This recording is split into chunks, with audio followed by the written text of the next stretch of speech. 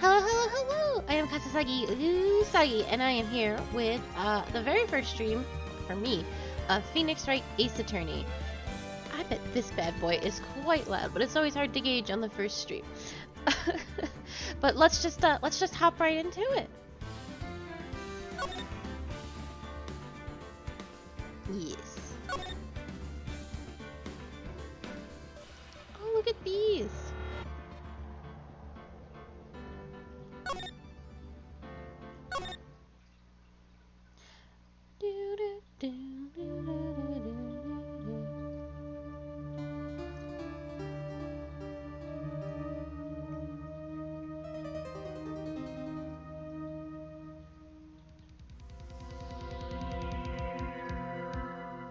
Damn it, why me? I can't get caught. Not like this. I've got to find someone to pin this on. Someone like him. I'll make it look like he did it. Do I get to control these boxes at any point in time? Oh, there we go.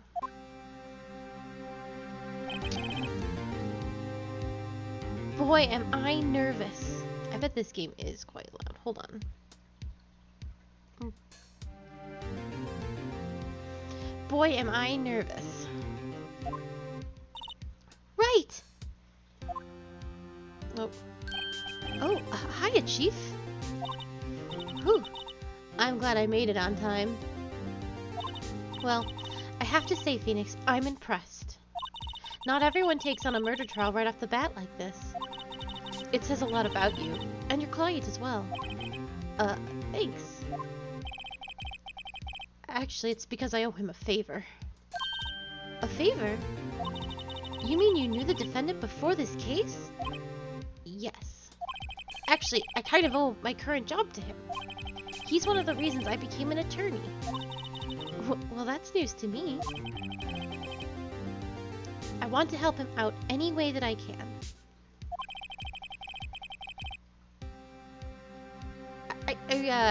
I owe him that much. I actually should move my little self back over here. There's not a lot of text going on over there.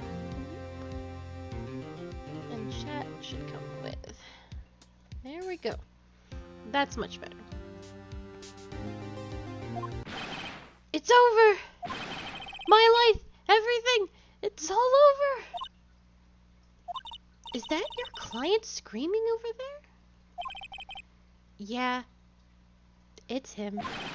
Death! Despair! Ah! I'm gonna do it! I'm gonna die! It sounds like he wants to die. Yeah. Yeah. Oh, Nick! Hey there, Larry! Dude, I'm so guilty. Tell them I'm guilty. Give me the death sentence. I ain't afraid to die. What? What's wrong, Larry? Oh, it's all over. I'm finished. Finished! I can't live in a world without her. I can't. Who took her away from me, Nick? Who did this? Oh, Nick, you gotta tell me who took my baby away. The person responsible for your girlfriend's death? The newspapers say it was you. My name is Phoenix Wright. Here's the story. My first case is a fairly simple one. A young woman was killed in her apartment. The guy they arrested was an unlucky sap dating her. Larry Butts. Larry Butts? My best friend since grade school. Our school had a saying, when something smells, it's usually the butts. That's terrible. In the 23 years I've known him, it's usually been true. He has a knack for getting himself in trouble. One thing I can say though, it's usually not his fault, he just has terrible luck. But I know better than anyone. that he's a good guy at heart. That, and I owe him one, which is why I took the case, to clear his name. And that's just what I'm gonna do. Hello, Zath.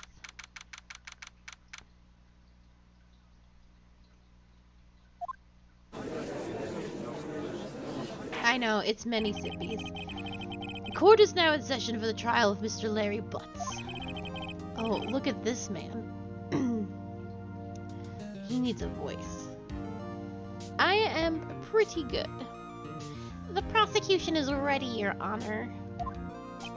The, defense is ready, Your Honor.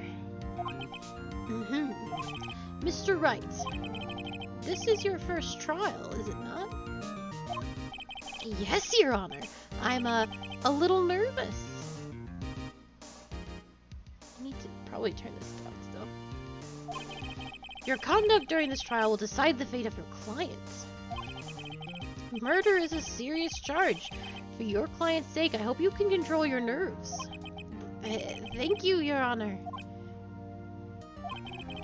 Mr. Wright, given the circumstances, I think we should have a test to ascertain your readiness. Yes, Your Honor. Hands shaking, eyesight fading. The test will consist of a few simple questions. Answer them clearly and concisely. Please state the name of the defendant in this case. The defendant is Larry Butts. The defendant? Well, that's Larry Butts, Your Honor. Correct. Just keep your wits about you and you'll do fine. Next question. This is a murder trial. Tell me what's the victim's name? Ooh, I know this one. Glad I read the case report cover so many times. It's... wait. Uh-oh. No way, I forgot. I'm drawing a total blank here. Phoenix, are you absolutely sure you're up to this? You don't even know the victim's name. Oh, the victim. Of course I know the victim's name.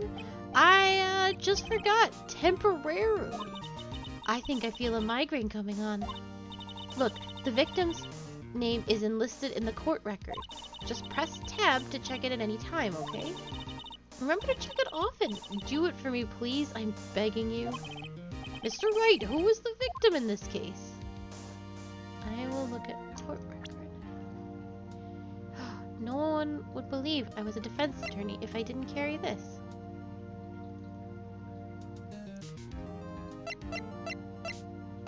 Oh, Cindy's autopsy report. Loss of blood due to blood trauma. Can I read that more? Well, it's probably this. The victim's name is Cindy Stone. Correct. Now tell me, what was the cause of death? She died because she was hit with a blunt object. I should actually probably learn, hold on, to actually open this. No, I guess not. That's all there is.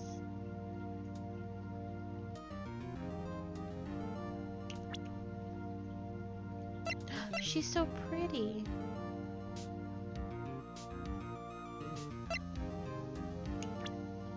Okay. She was struck by a blunt object. Correct. You've answered all my questions. I see no reason why we shouldn't proceed. You look like a lawyer to me. You seem much more relaxed, Mr. Wright. Good for you. Thank you, Your Honor. Because I don't feel relaxed, that's for sure. Well then. First, a question for the prosecution. Mr. Payne. Yes, Your Honor. As Mr. Wright just told us, the victim was struck with a blunt object. Would you explain to the court just what that object was? The murder weapon was the statue of the Thinker. It was found lying on the floor next to the victim. I see. The court accepts it into evidence. A statue in the shape of the Thinker. It is rather heavy. Right. Be sure to pay attention to any evidence added during the trial. That evidence is the only ammunition you have in court. Use tab to check the court record frequently. Mr. Payne, the prosecution may call its first witness. The prosecution calls the defendant, Mr. Butts, to the stand. Chief, what do I do now? Pay attention. You don't want to miss any information that might help your client's case. You'll get your chance to respond to the prosecution later, so be ready. Let's just hope he doesn't say anything unfortunate. Uh-oh. Larry gets excited easily. This could be bad. Ahem. Mr. Butts, is it not true that the victim had recently dumped you? Hey, watch it, buddy! We were great together. We were Romeo and Juliet. Cleopatra and Mark Anthony. Didn't they all die? I wasn't dumped. She just wasn't taking my phone calls or seeing me, ever. What's it to you anyways? Mr. Butts, what you describe is generally what we mean by dumped.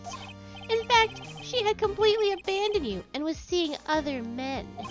She had just returned from overseas with one of them the day before the murder. What do you mean one of them? Lies! All of it lies! I don't believe a word of it! Your Honor, the victim's passport. According to this, she was in Paris until the day before she died.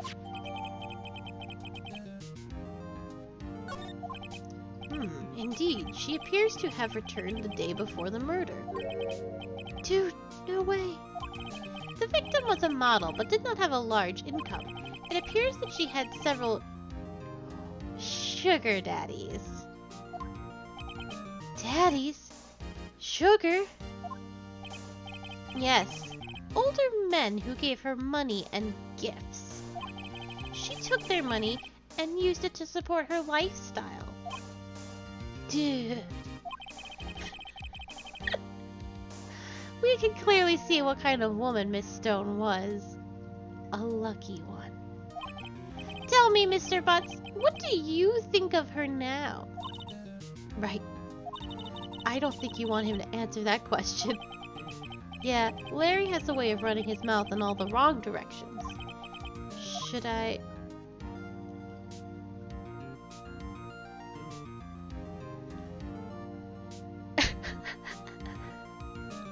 I kind of want to see what... I don't know. Can we let our memes be dreams? He's not gonna call her, like... He's not gonna call her a whore. This is a children's game. I think. Do not let him run his mouth. Are there consequences? I don't think so. He wouldn't call... Larry Butts wouldn't not simp for women. I'm gonna let him...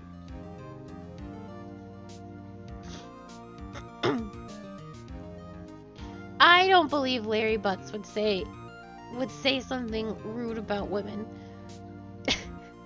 I don't think so. I'm gonna wait and see what happens. Might be better not to get involved in this one. Well, Mr. Butts?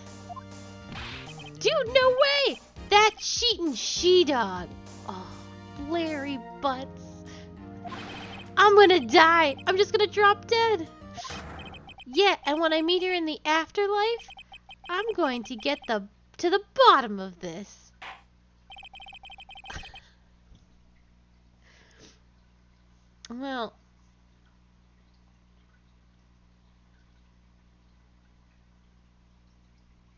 Well, I think because of the rating of this game, he didn't call her a bitch. So, let's continue with the trial, shall we? I believe the accused motive is clear to everyone. Yes, quite. Wait, I Oh boy, this is not looking so good. Oh, I thought I lost. I saw the gavel go down, and I was like, oh, game over. I'll see you next week. Next question. You went to the victim's apartment on the day of the murder, did you not? Gulp. Well, did you or did you not? Well, maybe I did, and maybe I didn't. Uh-oh, he went. What do I do? This time we have to have him answer honestly. A very, very, very long time ago. So I don't really remember any of it. It was so long ago that I had the big chunker DS, and it wasn't called DS Lite, but it was super heavy. I could brick a man to death with it.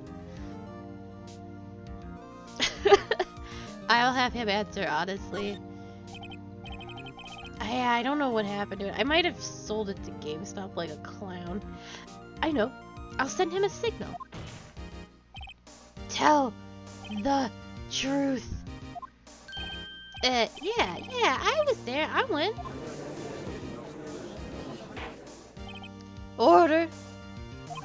Well, Mr. Butts? Dude, chill. She wasn't home, man, so like I didn't see her. Oh, listen to that objection. Your Honor, the defendant is lying. Lying? The prosecution would like to call a witness who can prove Mr. Butts is lying. Well, that simplifies matters. Who was your witness? The man who found the victim's body just before making the gruesome discovery. He saw the defendant fleeing the scene of the crime. Order in the court. Mr. Payne, the prosecution may call its witness. Yes, Your Honor.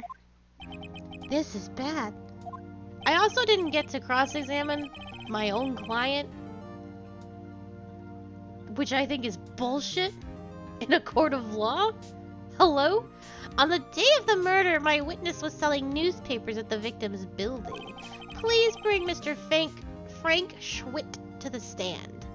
Frank Schwitt? Schwitt? Oh, look at this man. Mr. Schwitt, you sell newspaper subscriptions, is this correct?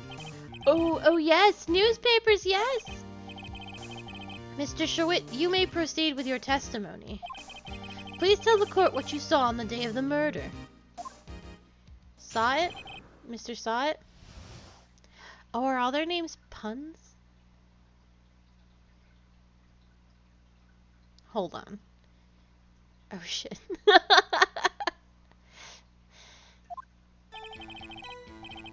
Saw it. Show it. Sew it. Alright, I'll start pronouncing it like that then. Saw it? Alright, that's fine. I was going door to door selling subscriptions. This man sells newspapers in this outfit. I was going door to door selling subscriptions when I saw a man fleeing an apartment. I thought he must be in a hurry because he left the door half open behind him. Thinking it strange, I looked inside the apartment when I saw her lying there, a woman, not moving, dead. I quailed in fright and found myself unable to go inside. I thought to call the police immediately. However, the phone in her apartment wasn't working. I went to a nearby park and found a public phone. I remember the time exactly. It was 1 p.m. The man who ran was without a doubt the defendant sitting right over there.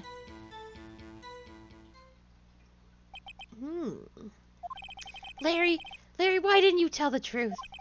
I can't defend you against a testimony like that. Incidentally, why wasn't the phone in the victim's apartment working? Your Honor, at the time of the murder, there was a blackout in the building. Aren't phones supposed to work during a blackout? Yes, Your Honor. However, some cordless phones do not function normally.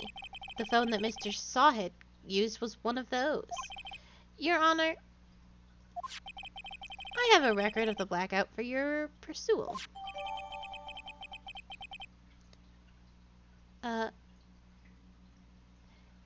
Electricity to Mrs. Stone's building was out from noon to 6 p.m. on the day of the crime. Now, Mr. Wright. Yes! Yes, Your Honor. You may begin your cross-examination.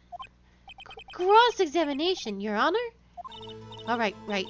This is it. The real deal. What exactly am I supposed to do? Has this boy been to law school? I only have so many voices. I don't feel like Phoenix Wright has been to law school, which is concerning on a lot of levels. Why, you exposed the lies in the testimony the witness just gave. Lies? What, he was lying? This boy definitely isn't a lawyer. Your client is innocent, right? Then that witness must have lied in his testimony. Or is your client really guilty? How do I prove he's not? You hold the key. It's in the evidence. Compare the witness's testimony to the evidence at hand. There's bound to be a contradiction in there. First, find contradictions between the court record and the witness's testimony. Then, once you've found the contradicting evidence, present it and rub it in the witness's face. Okay. Open the court record with tab and then point out the contradictions in the testimony.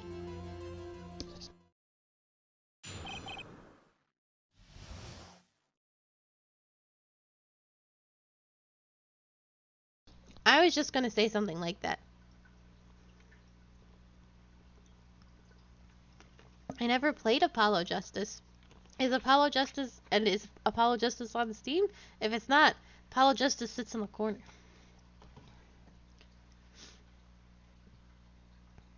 All I know about Apollo Justice is that his rival plays a guitar and looks very handsome.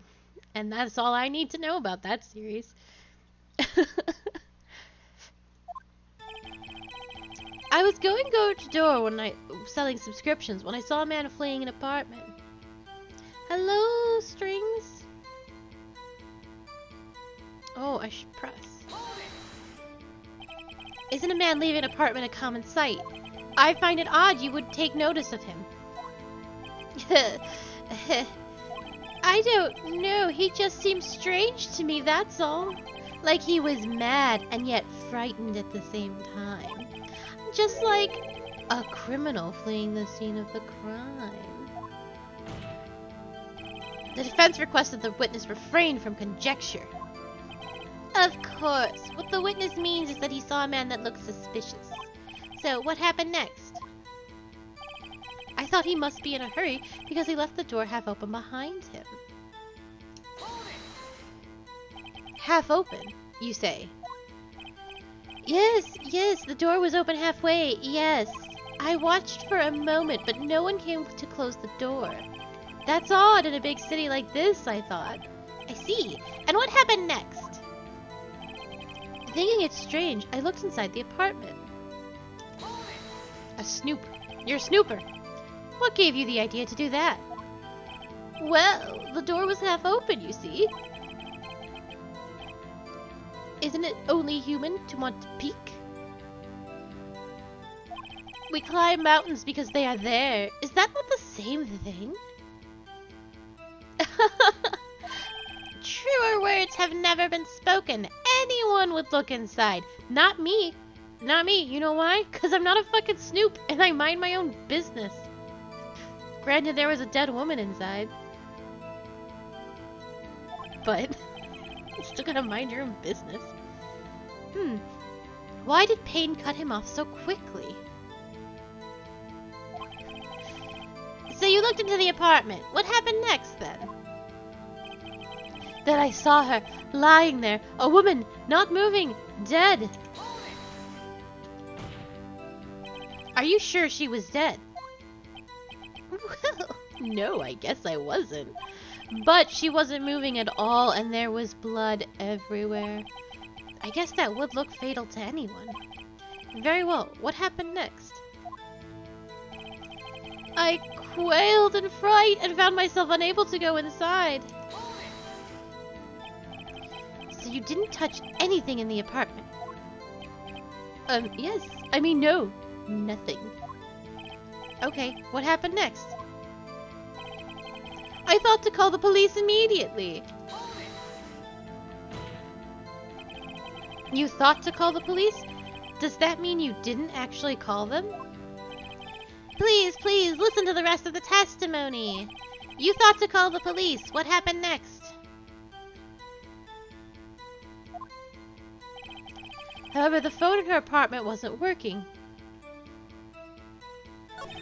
Oh. Hold on. However, the phone in her apartment wasn't working. The phone in her apartment wasn't working? Yes, I mean, no, it wasn't, right. But you said you didn't go into the apartment, or did you? Oh, that I can't explain that. There was a cordless phone on a shelf in the entranceway. I reached inside. Didn't go inside, but I definitely reached inside and tried using that to call. And that phone wasn't working, correct? What happened next? I went to a nearby park and found a public phone. Why use a public phone? Well, you see, I don't have a cell phone. And being the middle of the afternoon, there was no answer at the nearby apartments. Alright, what time did you call again? I remember the time exactly. It was 1 p.m.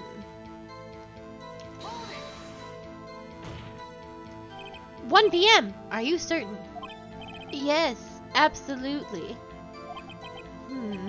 He seems really confident. 1 p.m.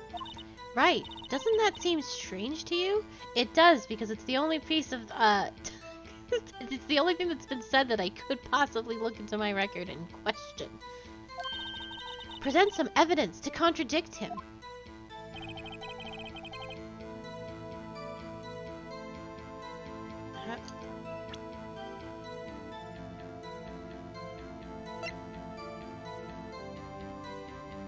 Oh yeah, she died at 4 or 5 p.m. That is, like, wildly inaccurate. You found the body at 1 p.m. You're sure? Yes, it was 1 p.m. for certain. Frankly, I find that hard to believe. Your statement directly contradicts the autopsy report. The autopsy notes the time of death at some time after 4 p.m. There was nobody to, no body to find at 1 p.m. Da-da-da-da-da-da. How do you explain this 3-hour gap? Oh, dear me. Oh, that. Oh. This is trivial. This is trivial, I say. The witness merely forgot the time.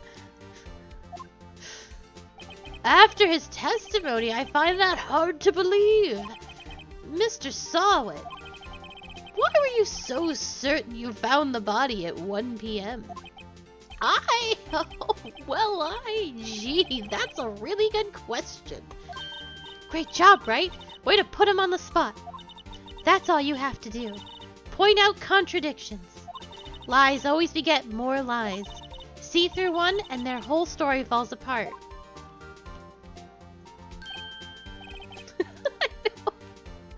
Wait, I remember now. Wait, I can't.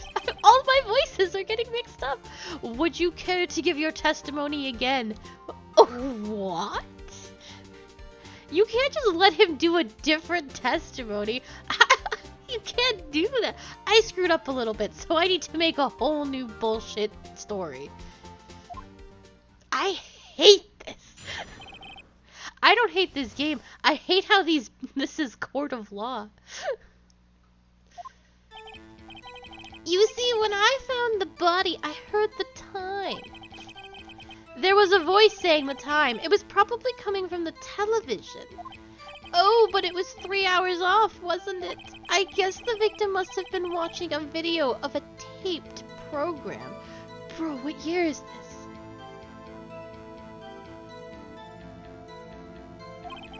That's why I thought it was 1 p.m. Terribly sorry about the misunderstanding. This is some bullshit.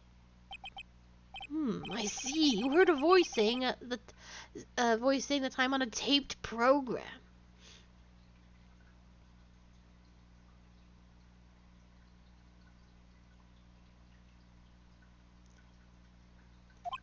Mr. Wright, you may cross-examine the witness.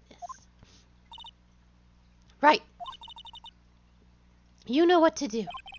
I've got this one. Do I? The time of discovery.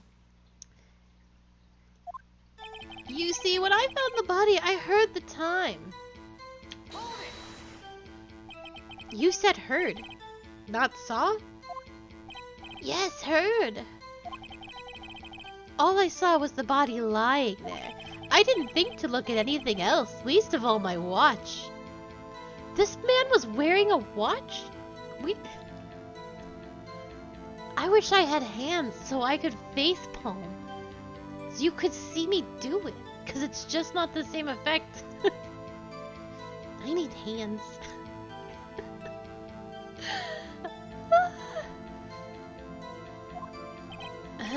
Isn't that a little strange? So, you're saying you heard something. But if you were so shocked by the body, you wouldn't hear anything at all. What is anyone talking about? The witness did say he actually heard the time. It's ludicrous to suggest he wouldn't hear anything. I think that's true. I have to agree with the prosecution. I like that reference. Strings, I know what you were. I point at you, and I say I know what you're talking about. Witness, continue your testimony. There was a voice saying the time. It was probably coming from the television. Are you sure it was a television and not a radio? Well, no, I guess it might have been a radio. Oh, I'm pointing. Incidentally, there was no radio on the premises. There was only one large television. Right. I can't put my finger on it, but something about this seems fishy. Yeah, you fucking think? Something about hearing the television. The witness has testified. He heard the time. Oh, I don't want to present anything.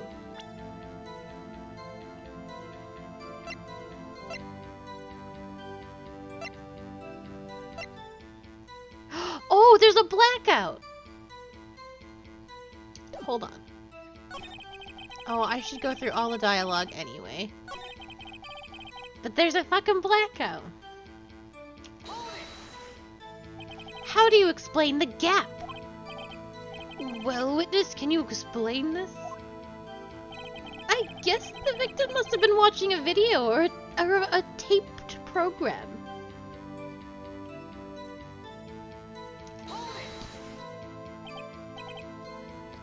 A video? Yes, that would explain why the time was wrong. True, true. Right. I think the problem lies someplace else. We're agreed that you heard the time at the scene, then. That's why I thought it was 1 p.m. Are you sure the voice you heard said it was 1 p.m.? Yes, I can practically hear it now. It was quite clear. Mr. Payne, has the prosecution verified this testimony? My apologies, Your Honor. I, too, have only just learned that the witness heard the time. Oh, I'm really sorry. I only remembered it just now. Terribly sorry about the misunderstanding. Well, you just watch it. Not much point pressing on him, pressing him on that one, was there? Okay, so we have to go back. It's this one. There was a voice saying the time. It was probably coming from the television. Okay. Electricity to Miss Stone's building was out from noon to 6 on the day of the crime. Hold it right there! The prosecution has said there was a blackout at the time of the discovery. And this record proves it.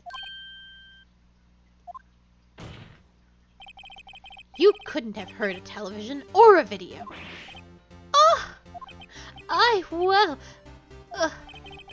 The defense has a point. Do you have an explanation for this, Mr. Sawit? No, I find it quite puzzling myself. Quite.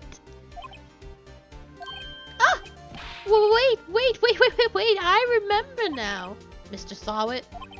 The court would prefer to hear an accurate testimony from the very beginning. These constant corrections are harming your credibility. What? That, and you seem rather distraught. My apologies, Your Honor. It must have been the shock of finding the body. Very well, Mr. Sawit. Let's hear your testimony once more, please. This is bullshit. Actually, I didn't hear the time I saw it. There was a table clock in the apartment, wasn't there? Yeah, the murder weapon. The killer used it to hit the victim. That must have been what I saw. You saw a clock? I guess that would explain it. The defense may cross-examine the witness. Gladly.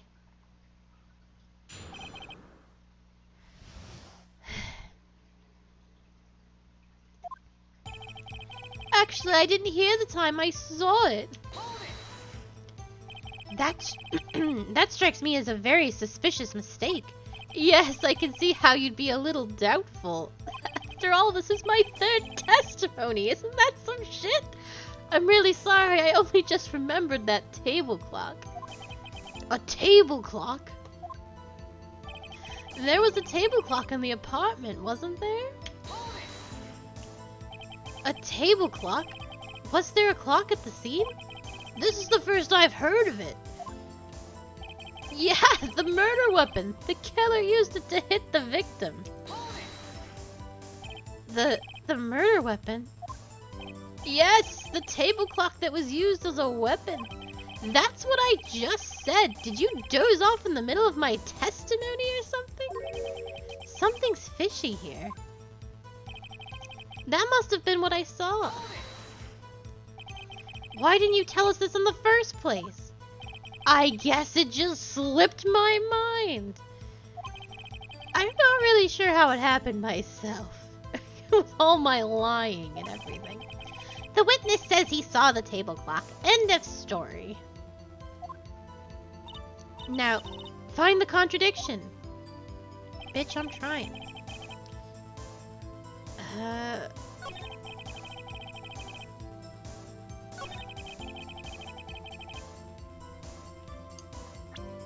It's this. Because this is clearly a statue.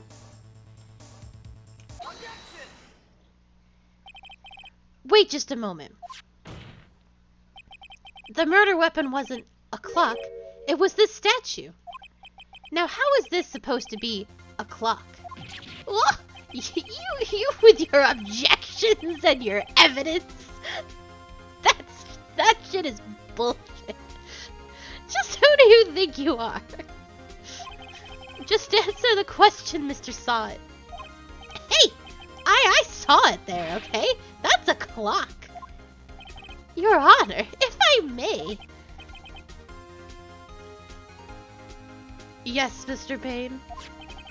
As the witness stated, this statue is indeed a clock. I mean, just look at it. The neck is a switch. You just tilt it and it says the time out loud.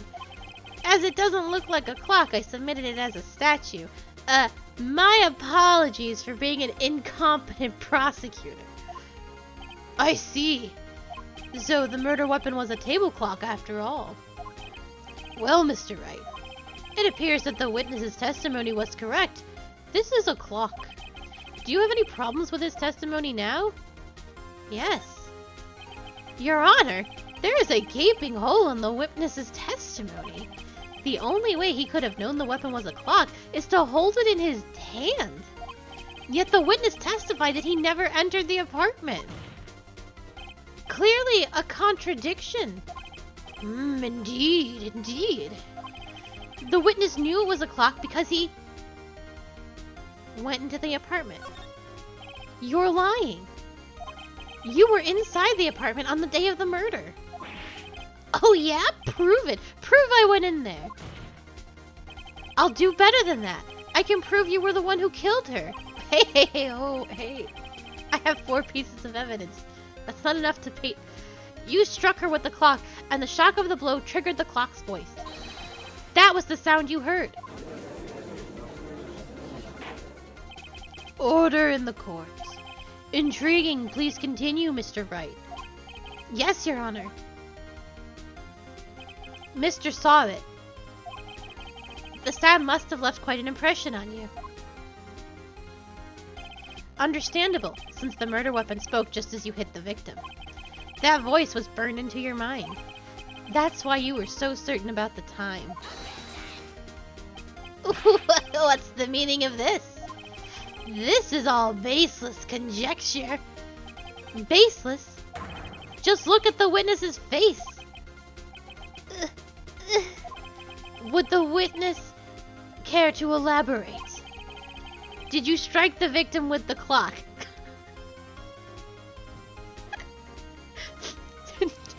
I have a question for the witness. Did you kill her? And he's going to say no. That day, I never. Look, the clock. I saw. Oh, he threw his hair at us. Shut up! I hate you. It was him, I tell you. I saw him. He killed her, and he should burn. Burn! Give him death. Order in the court, I say. Your Honor, a moment, please. There isn't a shred of evidence supporting the defense's claims.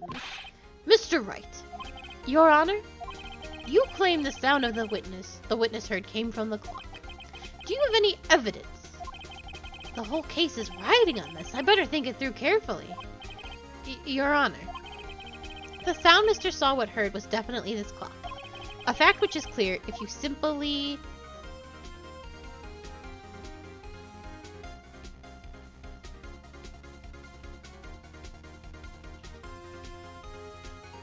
No, the neighbors weren't home. I guess try sounding the clock? Let's sound the clock now, here in this court. Your Honor, may I have the clock? I asked the court to listen very carefully. I think it's 8:25. That is certainly a strange way to announce the time. Well, he is the thinker, after all. Jesus. Well, we've heard the clock. What are your conclusions, Mr. Wright? Mr. Payne, can you tell me what time it is now? It's 11:25. Ah! As you can see, this clock is exactly 3 hours slow. Precisely the discrepancy between Mr. Sawwood heard and the actual time of death. So, Mr. Sawwood, try to talk your way out of this one.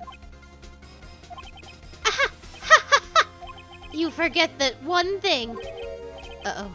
What's he talking about now?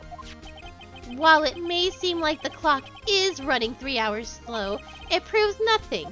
How do you know it was running 3 hours slow on the day of the murder? If you can't prove that, you don't have a case.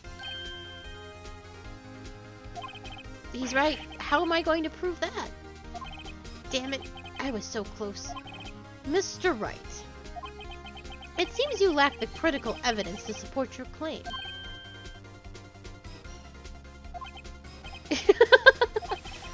That means I cannot let you indict the witness. Unfortunately.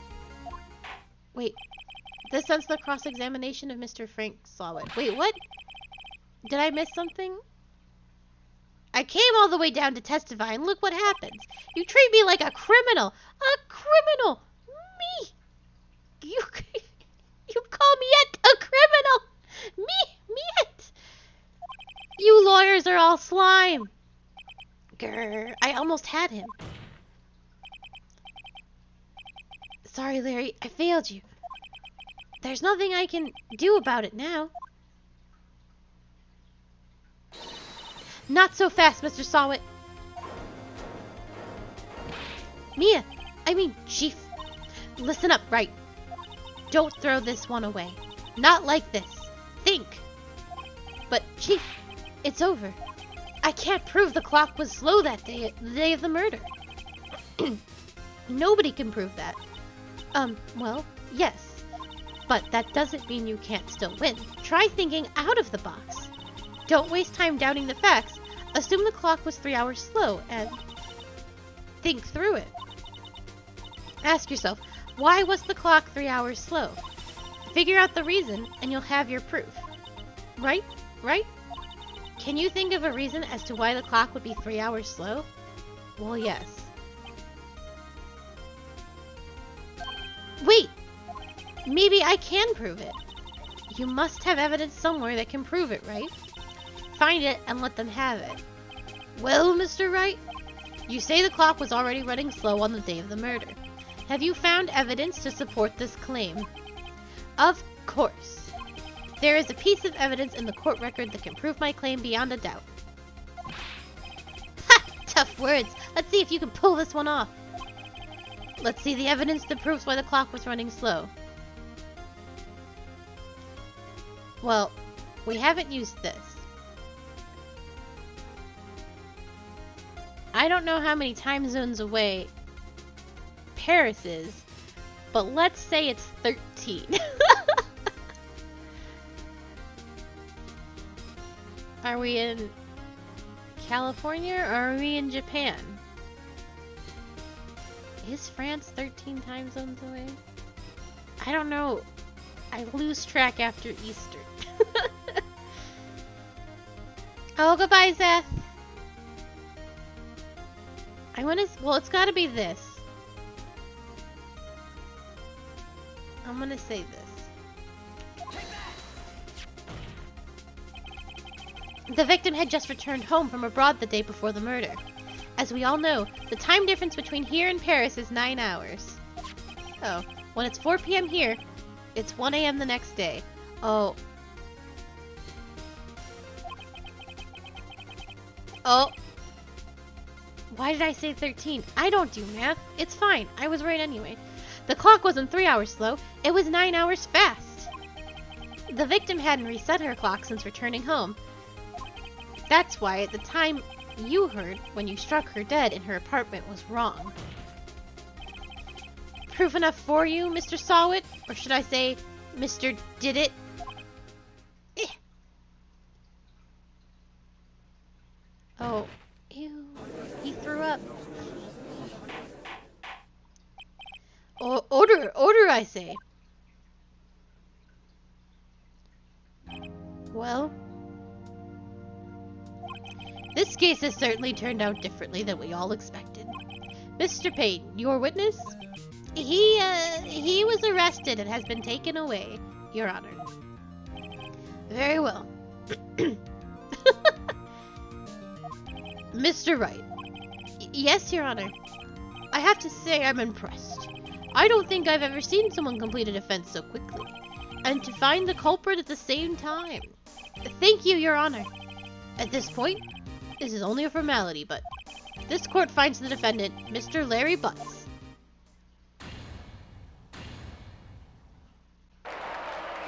Oh, fuck, confetti!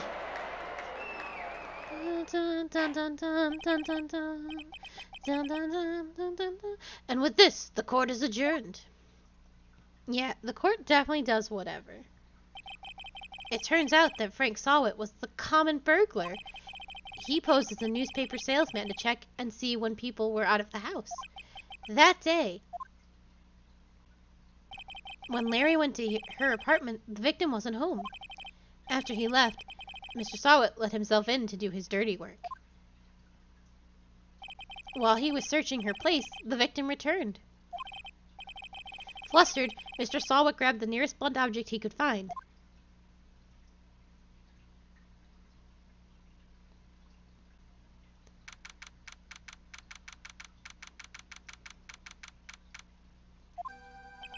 Woo! I still can't believe we won. I need to sit.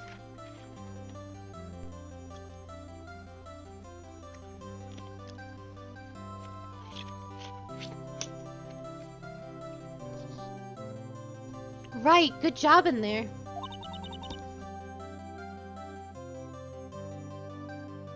Congratulations.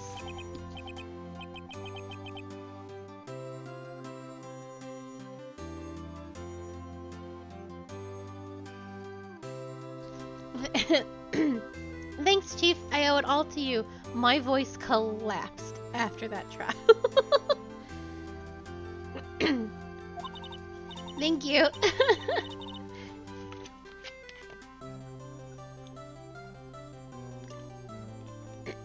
Thank you, thank you.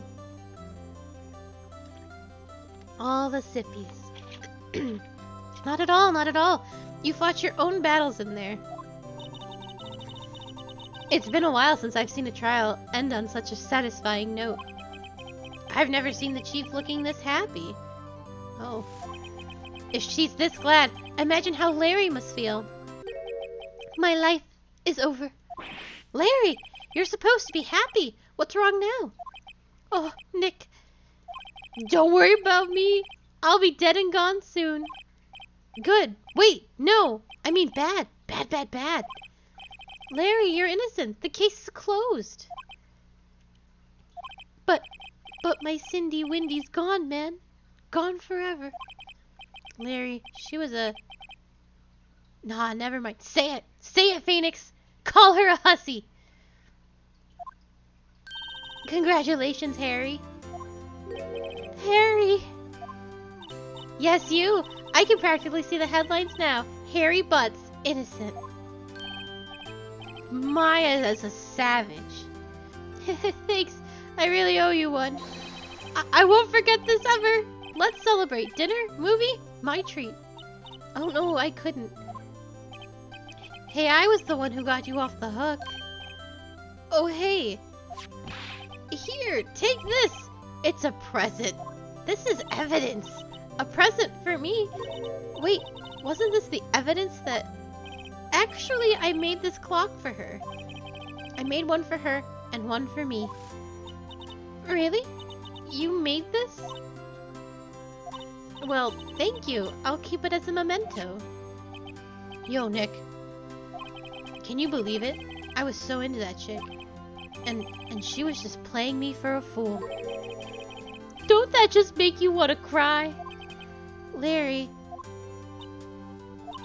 Are you so sure? Excuse me? Yes! Why? Why? I love it, but why? Excuse me?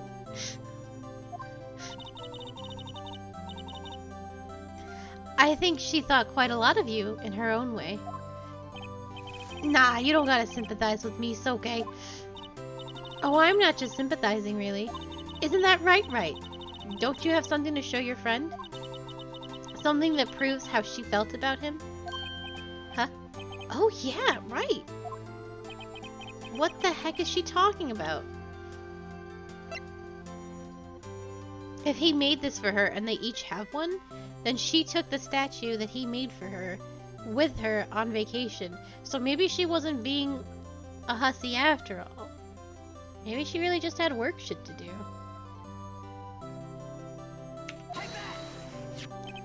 Check this out, Larry. Proof positive you weren't just some chump to her. Huh? What about that clock? This is the clock you made for her, Larry. And she took it with her when she traveled.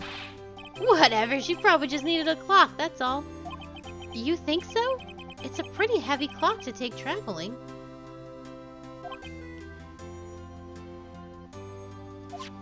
Well, make of it what you will. Hey, Nick. I'm glad I asked you to be my lawyer.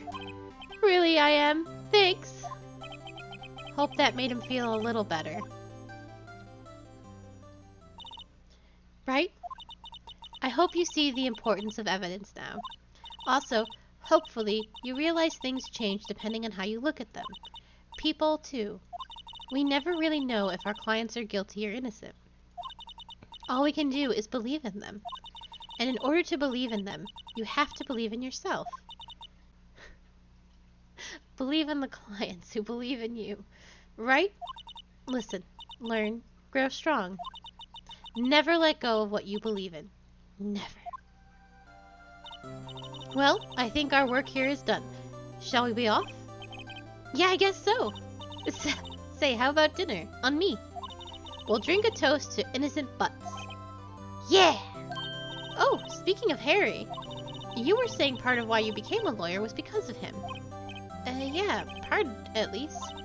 You'll have to tell me more about it sometime. Maybe over drinks. Miss Maya, are you hitting on me?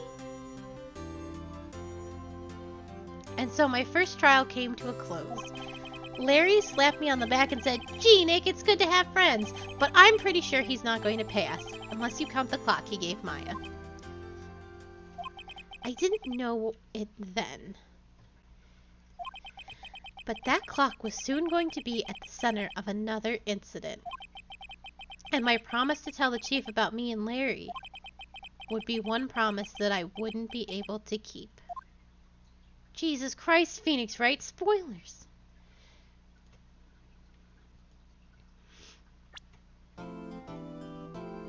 Look at this man!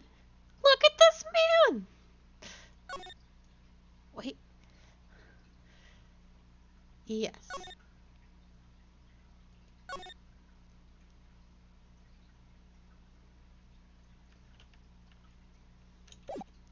Backspace is an inconvenient button.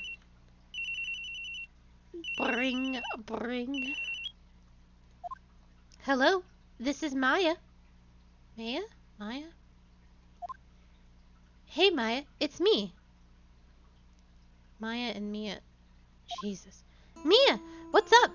You haven't called in a while. Sorry, I've been so busy. How have you been? Well, lonely, and it's all your fault. Nah, I'm just teasing.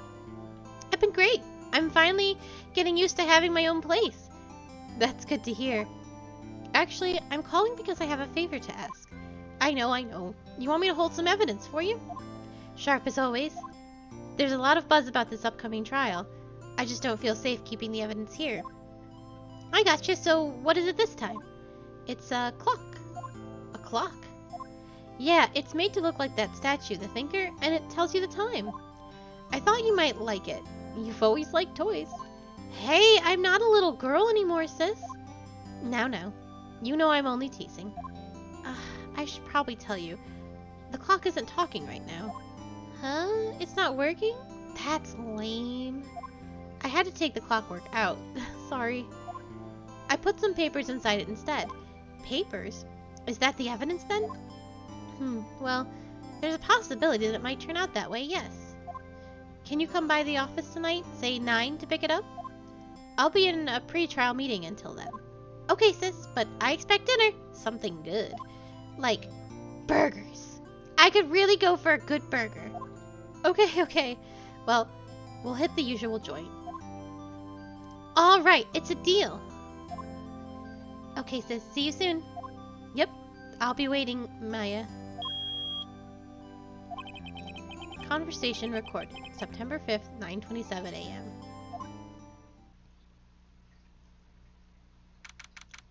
September 5th,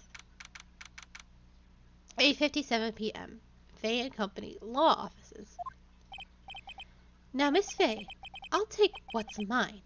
The papers. I'm sorry, but I can't give you what I don't have.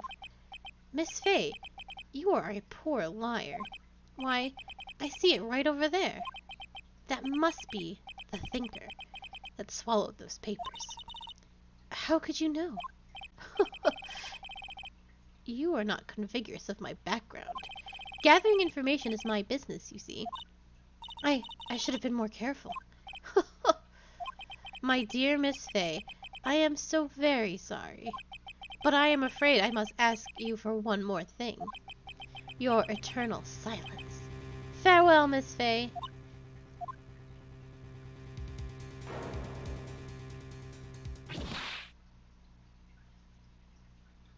Oh no, the fancy man! The fancy man. Red, white, blue.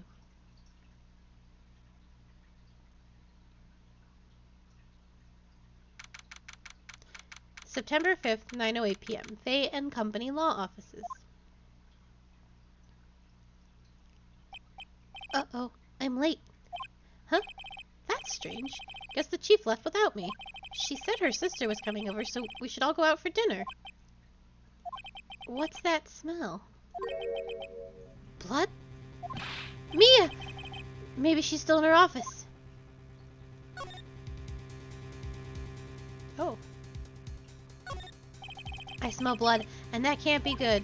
I have to check and see if Mia, the chief's okay. Okay, fine.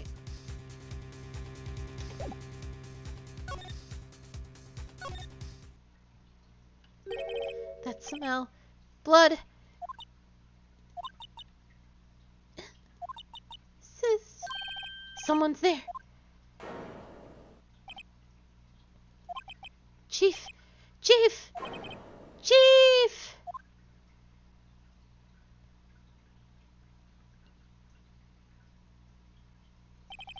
Who are you? Oh, she's dead too. The strange girl dropped out cold. I left her lying on the office sofa.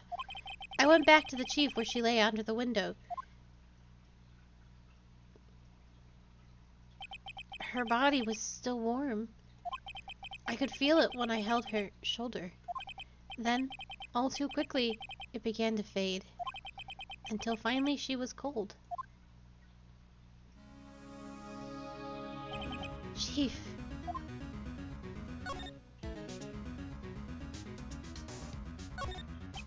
Chief.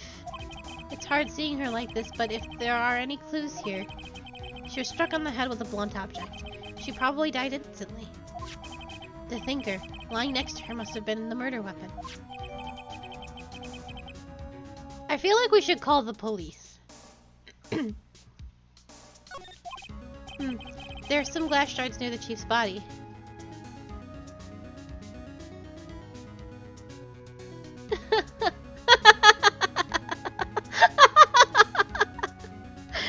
I don't know what you're talking about. Must be pieces of glass. The glass light stand lying broken in the back of the room.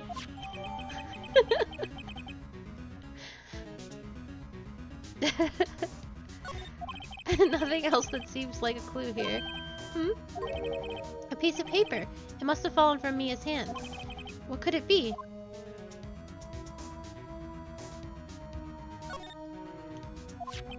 A word is written in blood on the scrap of paper. Maya, did Mia write this? This piece of paper is a receipt from a department store dated yesterday. I think that's enough snooping around for now. It'd be better to call the police and find out what that girl was doing here.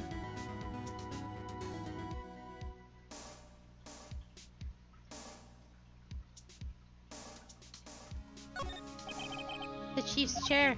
A simple, functional design. Feels pretty good to sit in, too. Some shards of glass. No clues here. There's a large building right across from the office. The Gatewater Hotel. A nice, luxurious place.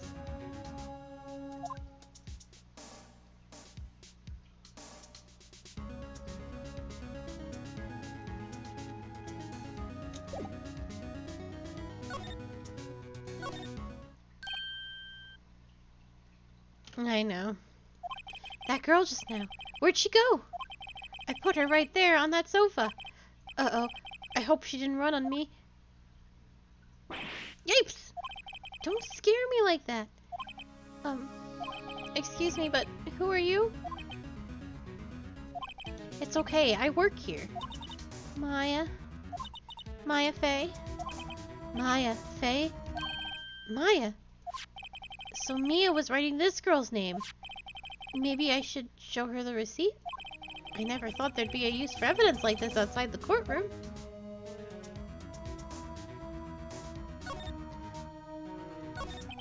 She seems to be in shock. I don't want to disturb her, but I have to know. Excuse me? Can you tell me what happened? I came in. The room was dark. And Sis... So she was already dead. So, you're the chief's sister. I'm her younger sister. And you were here visiting? This late at night? Yes, she said she wanted me to keep some evidence for her. Evidence? Yes. It was that clock. It was the thinker.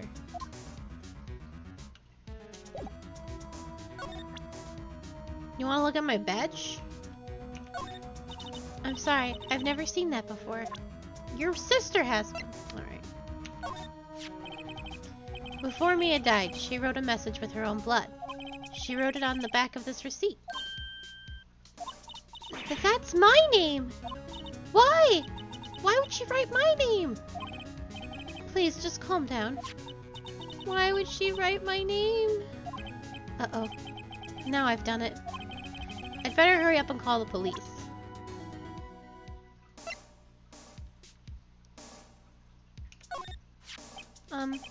About the thinker. The thinker? That was... Oh, sis. Probably shouldn't have asked her about the murder weapon. I guess not. Okay. You make a good point though, Sprightly. If she died instantly, she didn't have time to write a name in blood.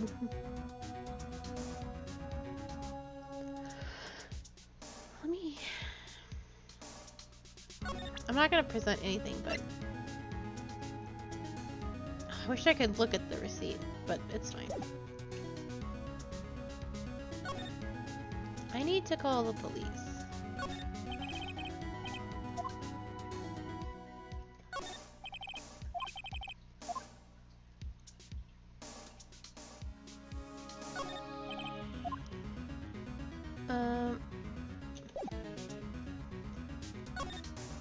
Well, there.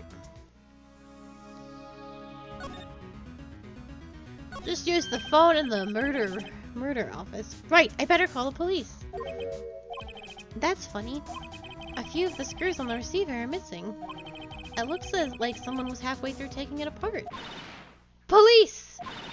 Please, come quick! What was that? Someone's screaming from outside the window. She's staring right at me! She's holding a phone in her hand.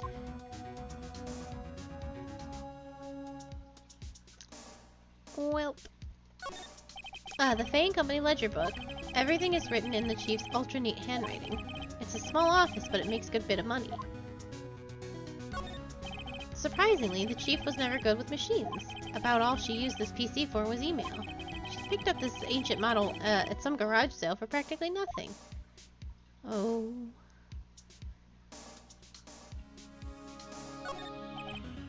Okay, we need to get out of here before we get arrested. Oh, I see.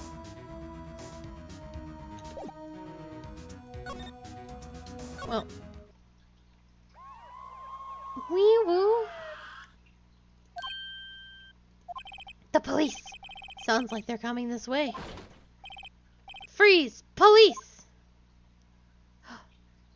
This man. Hi, I'm Detective Dick Gumshoe, see? Gumshoe? What an odd name.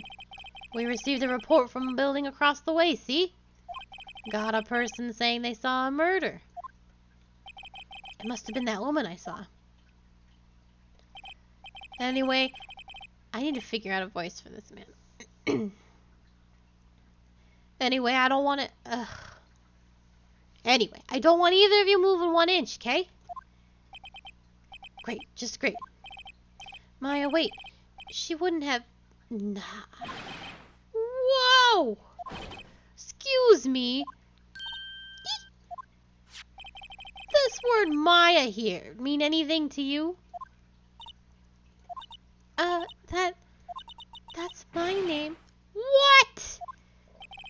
The victim drew this here note in her own blood, see? And with her dying breath, she wrote down the killer's name. Killer? I'm not. Case closed. You're coming down to the precinct, ma'am.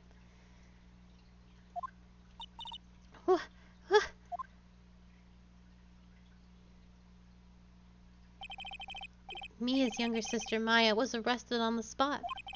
I was taken in for questioning and didn't get out until the next morning. My eyes were heavy, but I couldn't sleep. I sat around, waiting for visiting hours to begin at the detention center. I had to talk to Maya as soon as possible. September 6, 9:07 a.m. Detention Center. Visitor's room. Wow, they have poor Maya locked up like a criminal. Oh. It's you, the lawyer. Good morning. Good morning. She looks so tired. Are you going to be my attorney?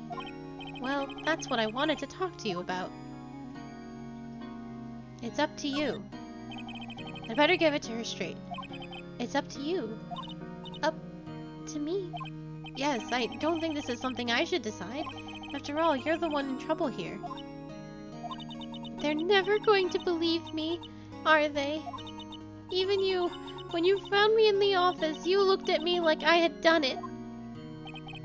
Did I look at her like that? No, I never thought... It's okay. I understand.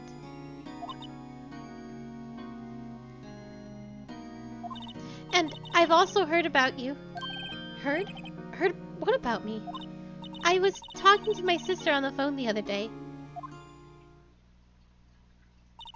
Today was my junior partner's first time in court. Wow, really? How'd that go? It was quite the scene. Honestly, I was on the edge the whole time. It's been a while. Huh, so he crashed and burned? He's a genius. One of those strike fear into the hearts of evil types.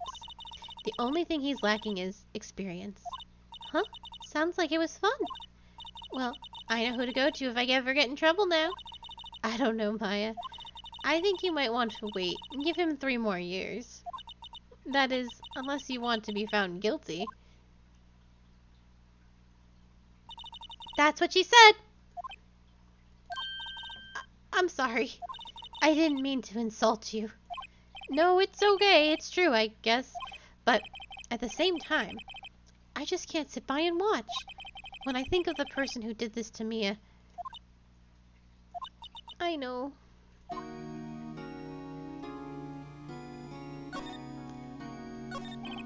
There's something I've been wanting to ask you.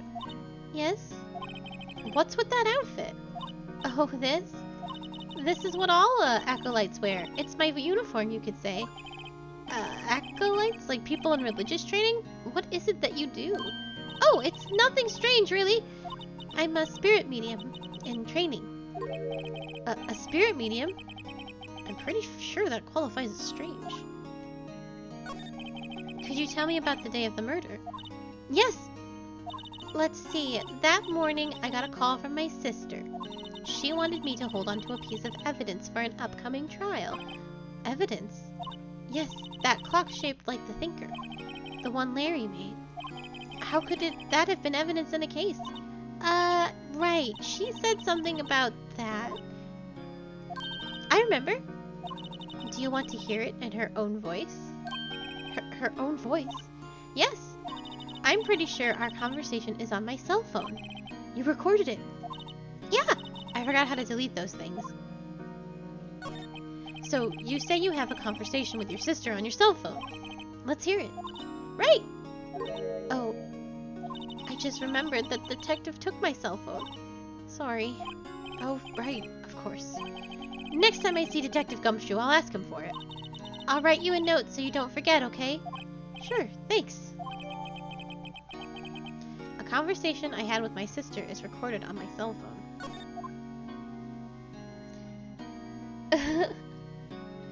It's been a very, very, very long time. The day of the crime. Could you tell me about the day of the murder? Sorry, I know it must be hard. No, it's okay. All I've been doing the last few hours is talking about it. I've kind of gotten used to it. Let's see. That morning, I got a call from my sister. She wanted me to hold on to a piece of evidence for an upcoming trial. That's the thinker clock that Larry made. It practically qualifies as a serial murderer by now. So then, when did you arrive at the office? It was right around 9. The lights were off and I could smell blood. I played it a insanely long time ago, so I don't remember anything about it at all. So it's kind of like a first. I played it back when I had a very chunky DS. It wasn't DS Lites then. It was like a brick. Could have bricked a man with the DS I had back then. It's probably been about 10 years over that. So I don't remember anything. Then I found her, my sister. Thanks, Maya. That's all I need to hear for now. So you're an acolyte, a medium in training. That's right. The Fae family, especially the women, have always been very sensitive to the spirit world. Wait a second. You said the Fae family. So Mia was into this stuff too? Of course. She left the mountain to follow her career, she said. Her powers were first class too. I had no idea. Wait. What? So you're a real honest-to-goodness spirit medium? With ESP and all that? Yes. In training. Well, can't you contact Mia's spirit then? We can just ask her who killed her. I'm sorry. I'm still in training. I couldn't do something on that level. I thought that would be too easy. Something the matter? I was wondering, could I ask you a favor? This is the address of a famous lawyer. My sister gave me this a long time ago. She said if I was ever in trouble, I should call him. And well, I'm in trouble. Do you think you could go ask him to represent me? Sure, why not? I'll go ask. Thank you so much. I have no one else to turn to. Say, what about your parents? I see. Don't worry, leave it to me. Thank you. The trial's tomorrow at 10. What? Tomorrow? Tomorrow. What if this guy refuses? They told me that if I don't find one, the state will pick an attorney to defend me. When will that happen? They're giving me until 4 this afternoon. And visiting hours are almost up. I better hurry. Right, I'll be back.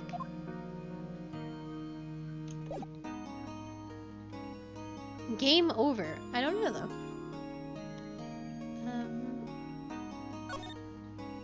Grossberg Law Office.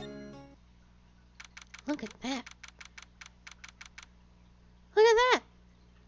September 6th. Grossberg Law Offices. According to the receptionist, the big boss is out. She couldn't say when he'd be back. It must be hard to keep track of everything when you're a famous lawyer. Not to mention run an office like this. I guess he'll just have to come back later. Oh.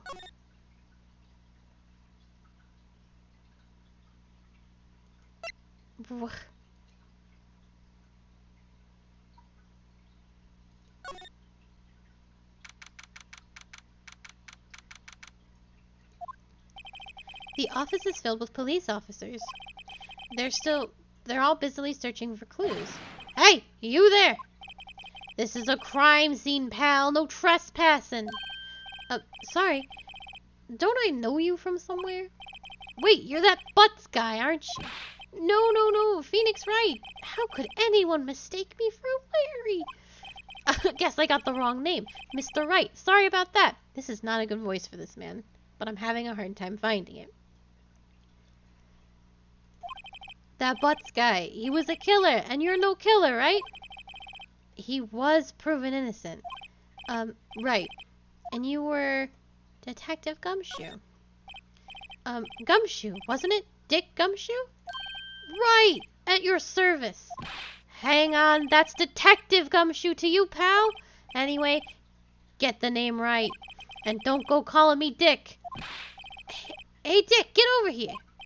Yes, sir. Be right there. Him. You're her lawyer, right, pal? If you got business here, you better get doing it quick. Ooh, he thinks I'm Maya's lawyer.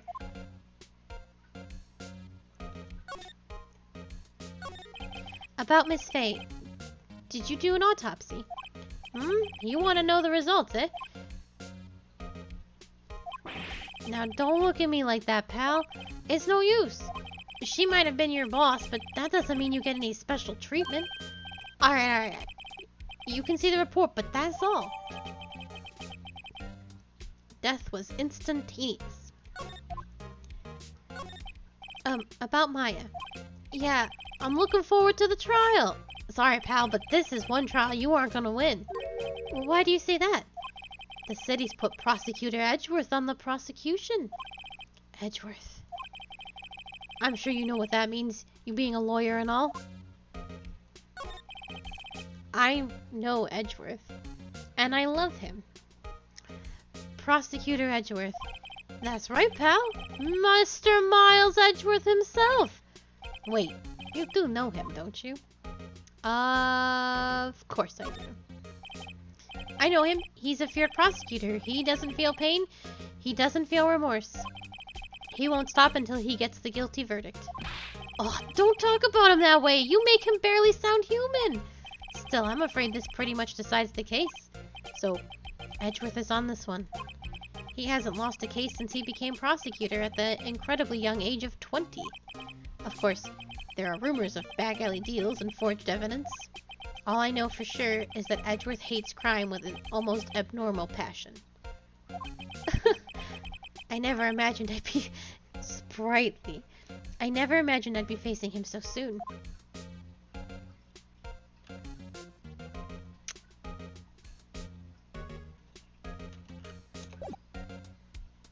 You wanna look at my badge? What's that? Sorry, pal, but I got no info for the likes of you. There was a piece of paper next to the victim, wasn't there? Yeah, the one with the killer's name written on it. Are you sure that Mia wrote it herself? Given the condition of the writing, it's hard to say if it's her handwriting or not. So there's no proof that Mia wrote it. Oh, right. I was wondering, did you see Maya Faye's cell phone? Oh, that! I have that. Do you think you could give it back? Sure! I mean, wait a second, pal. Tricky lawyer! Uh-oh, he's on to me. Well, I've never been for the purely straight route. Okay, I can't be straight with this guy, but what should I tell him? Something the matter. Oh no, that's carrying strap on the cell phone. This? It says, the Steel Samurai, warrior of Neo-Old Tokyo. The Steel Samurai? That action hero on TV. Yeah, you see the strap is a collector's item. She was worried it might get lost if it went down to the precinct. That's what she said? Yes. Okay, pal. I wrote down all the numbers she called anyway. Here you go. Seems he didn't notice the recorded conversation.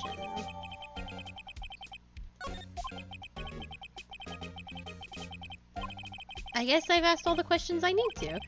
You all done, pal? Yes. Thank you. I will be heading out now. Oh, wait! One more thing I wanted to mention to you. I don't suppose you're planning on talking to that witness. Anyway, you better not! No influencing the witness with your lawyery ways, pal. Come to think of it, I had completely forgotten about her. The witness. Yeah, Miss April May. I'm sorry about this, but I can't tell you anything about her. Well, you just told me her name, Miss May, huh? So you've sent her home already then? You're trying your lawyerly tricks on me now. She's not to go outside her room until the trial. So she's still in her hotel across the way. I guess I should know better than to try and get a detective to leak information. You got that right, pal. Time to pay a visit to Miss May. Alright, goodbye, Dick Gumshoe. I'm leaving.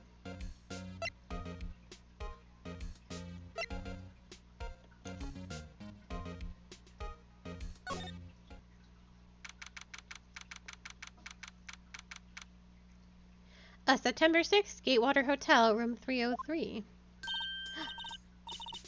Well, hello there, handsome. Like, yeah?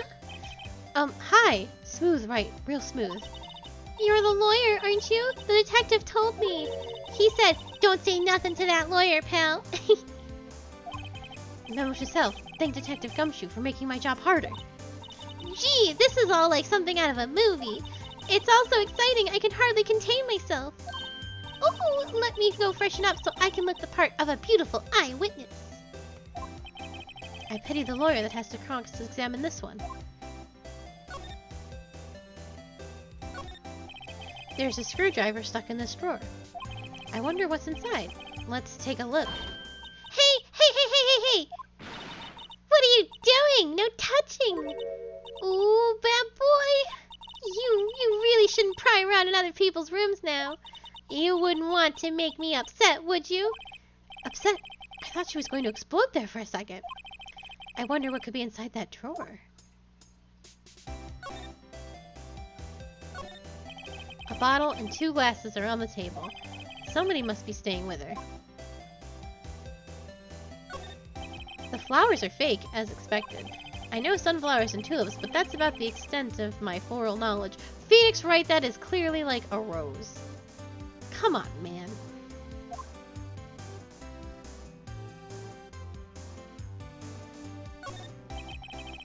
The late summer sunlight stems through the window.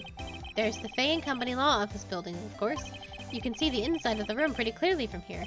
I think it would be a little difficult to recognize a face from this distance, though.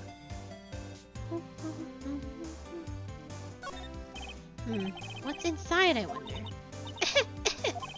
Maybe later.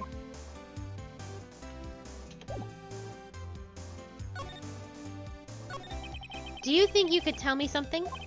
I need you to describe what you observed at the time of the incident. Oh, observe incident! You sound just like a lawyer in the movies! I like a man with a big vocabulary.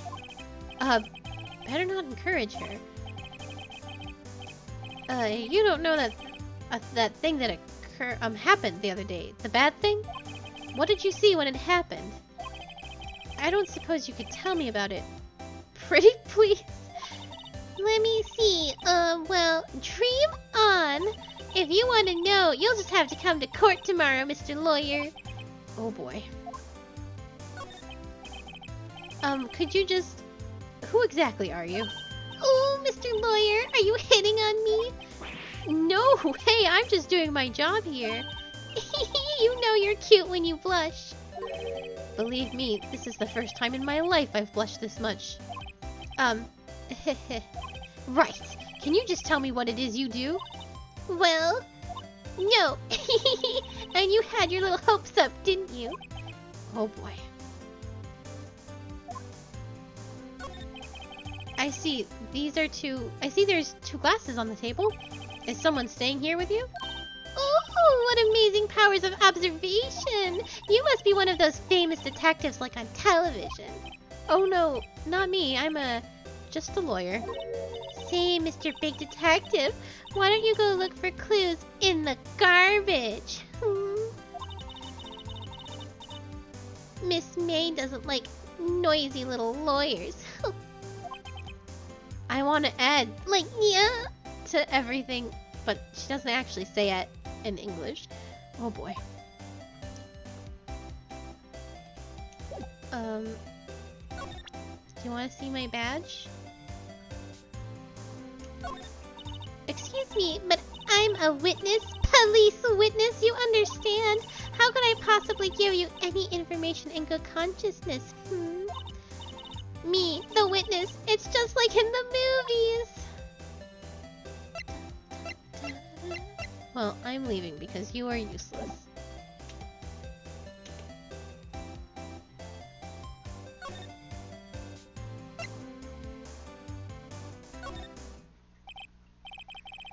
Seems like Mr. Grossberg is still out.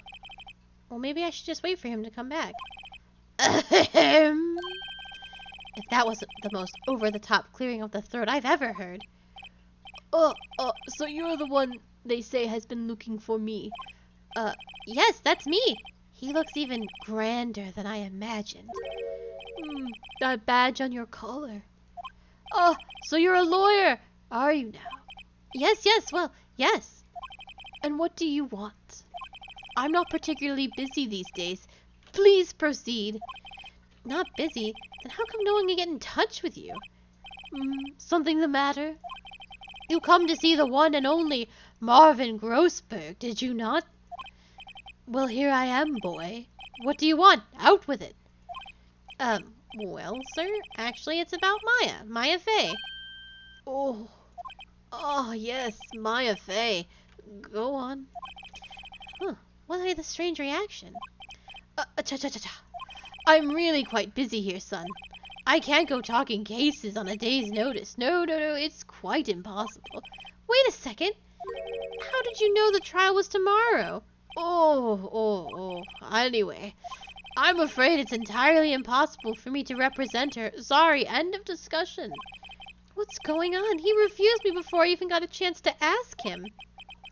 What do I tell Maya? Why are you being such a dick? How can you just refuse like that? Please, tell me why you won't take the case. Well, you see, it's just, I'm busy, you see. But the client is Maya Fey's sister. Oh, yes. Maya trusted you. She knew her sister would be in good hands. Yes, of course, I know that. However, I'm sorry, but I must refuse. Sorry, goodbye. Creep. Fine. I don't have time to argue with you anyway. I'll go look elsewhere. Oh, think not. Huh? Did you say something? I think not, I said. Well, what do you mean? I'm terribly sorry. But I'm afraid that no lawyer worth their salt will take on this particular case. Terribly sorry, my boy. Why? I cannot say. I beg your pardon. But could you leave? Now I've nothing more to discuss with you. What is going on here? How did you know Maya Fey? She worked here a long time ago. Quite the apprentice, that one. Learned my techniques in the blink of an eye. She left one day, quite suddenly. She had a mission, you see. A mission? You could see it in her eyes. She followed it with a burning passion. Never looked back, that one. That's quite a painting. Ah, you noticed. It's my pride and joy. Impressive, isn't it? Well, isn't it? The color of the sky, the hue of the sea, the weave of the straw hat. It's worth at least 3 million. I have no intention of parting with it, of course. No, I wouldn't sell it. Not even to you. I wasn't interested. It's not for sale. I'm not buying. Jeez. Well, I think I'm done with you. But I'm gonna throw this at you, make you feel bad. Very sorry, but I've got nothing to say regarding this matter. Alright.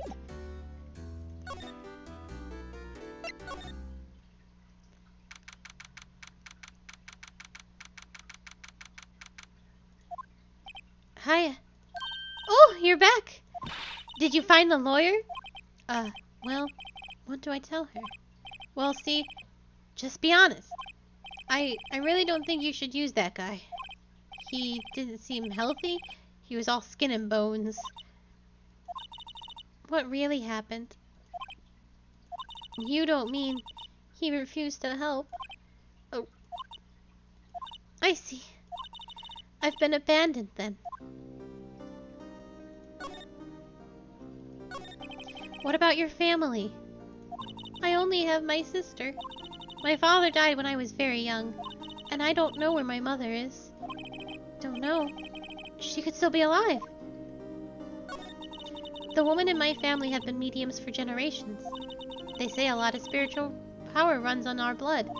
About 15 years ago, our family was involved in an incident. There was a man and he ruined our mother's life. Ruined? After that, she disappeared. Several years after that, my sister announced she would become a lawyer, and she left the mountain. So you live by yourself? Yeah, I've gotten used to it. Oh, also, I had to become independent or I would lose my powers. I feel bad for her, all by herself up on that mountain. So, who was this man who ruined your mother? About 15 years ago, there was an unusual murder case. It made quite a stir. Everyone was talking about it, apparently. The police were running out of leads, and they were getting desperate. Wait, they didn't use a spirit medium, did they? The police convinced my mother to try and contact the victim. Wow, so what happened? The case was solved. We thought. You thought? The man my mother helped the police capture was innocent. The police's consultation with the medium had all been carried out in secret, of course. But a man found out about it and leaked it to the press. He told all the papers that my mother was a fraud, and the media jumped on it big time.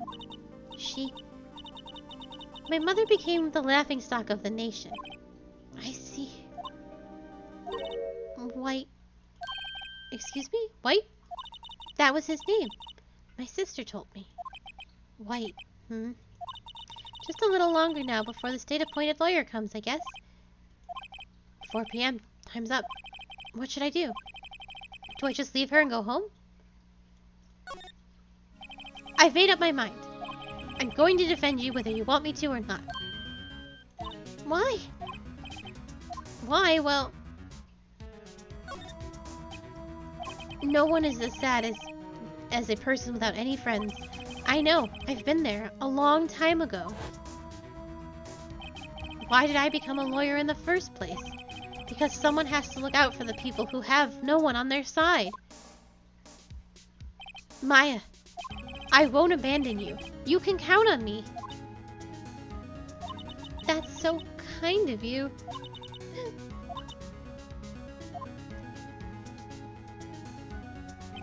Well, let's fight this one and get you out of here. Right, thank you.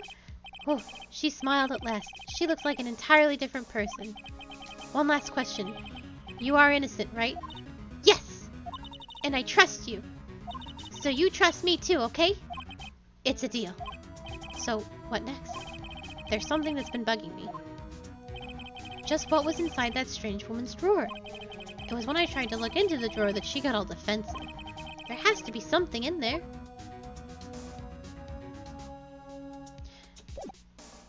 Alright, bye. See you at the court tomorrow. Good afternoon, sir. Look at this fancy lad. Excuse me, you are... Oh, I beg your pardon, sir. I am the bellboy of this establishment. At your service, sir. Oh, right. I have just come up to deliver room service, sir. Do you know where Miss May might be? I believe our guest, Miss May, is currently using the, facilities. If you know need of anything, I'll be taking my leave.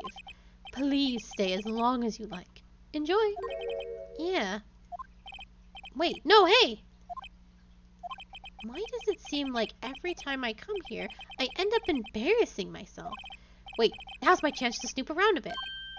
Oh, I almost forgot. Ah, you came back quick. Might I ask you to inform Miss May that there is a message for her? Please tell her that Mr. White of Blue Corp phoned. Oh, right, sure. Mr. White of Blue Corp. Where have I heard that name? White. That was his name. My sister told me. White was the name of the guy who ruined Mia and Maya's mother. Could it be a coincidence?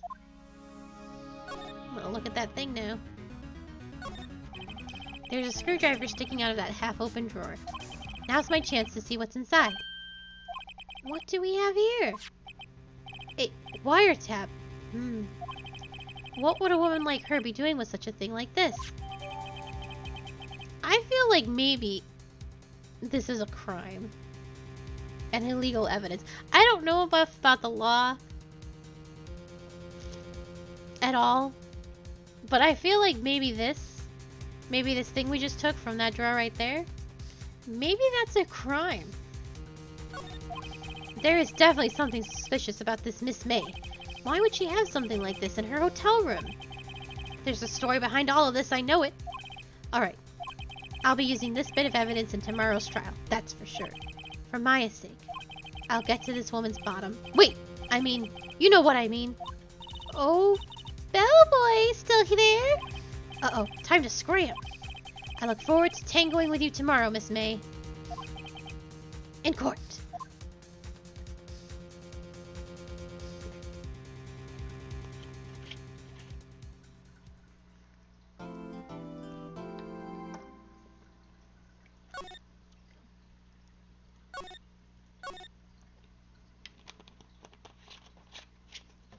Okay.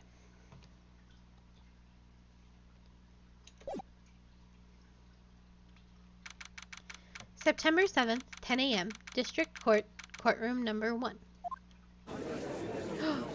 It's that boy! Court is now in session for the trial of Miss Maya Fey. The prosecution is ready, Your Honor. The defense is ready, Your Honor. Miles Edgeworth. I'd better not show any signs of weakness today, or he'll be on me in an instant. Mr. Edgeworth, please give the court your opening statement. Thank you, Your Honor. The defendant, Miss Maya Fey, was at the scene of the crime. The prosecution has evidence she committed this murder, and we have a witness who saw her do it. The prosecution sees no reason to doubt the facts of this case, Your Honor. I see. Thank you, Mr. Edgeworth. Let's begin then. If we may call our first witness, Your Honor. The prosecution calls the chief officer at the scene, Detective Gumshoe. Witness, please state your name and profession to the court. Sir! My name's Dick Gumshoe, sir. I'm the detective in the charge of homicides down at the precinct, sir. Detective Gumshoe, please describe for us the details of this murder. Very well, sir. Let me use this floor map of the office to explain. The body was found by this window here. And the cause of death? Loss of blood due to being struck by a blunt object, sir. The murder weapon was a statue of the thinker found next to the body, sir. It was heavy enough to be a deadly weapon even in a girl's hands, sir. The court accepts the statue as evidence. They're still calling it a statue. Floor plans added to the court record. Now, Detective... Yes, sir. You immediately arrested Miss Maya Fey, who was found at the scene, correct? Can you tell me why?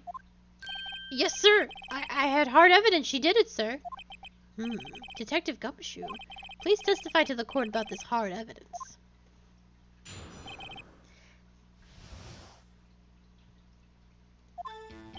As soon as the phone call came in, I rushed to the scene. There were 2 people there already. The defendant, Miss Maya Fey, and the lawyer, Mr. Phoenix Wright. I immediately arrested Miss Maya Fey. Why, we had a witness account describing her. The witness saw Miss Maya Fey at the very moment of the murder. The very moment, you say? Very well, Mr. Wright. You may begin your cross-examination. Yes, Your Honor. Cross-examine what? I couldn't see a single contradiction in that testimony. Whoosh. Smack. Hey, Maya just threw something at me. What's this? When my sister couldn't find any contradictions in a witness's testimony, she would bluff it and press the witness on every detail. The witness always slips up and says something wrong. It worked lots of times.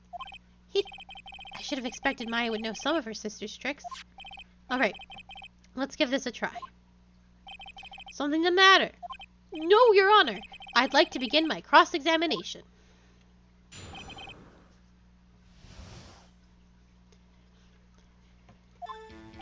As soon as the phone call came in, I rushed to the scene.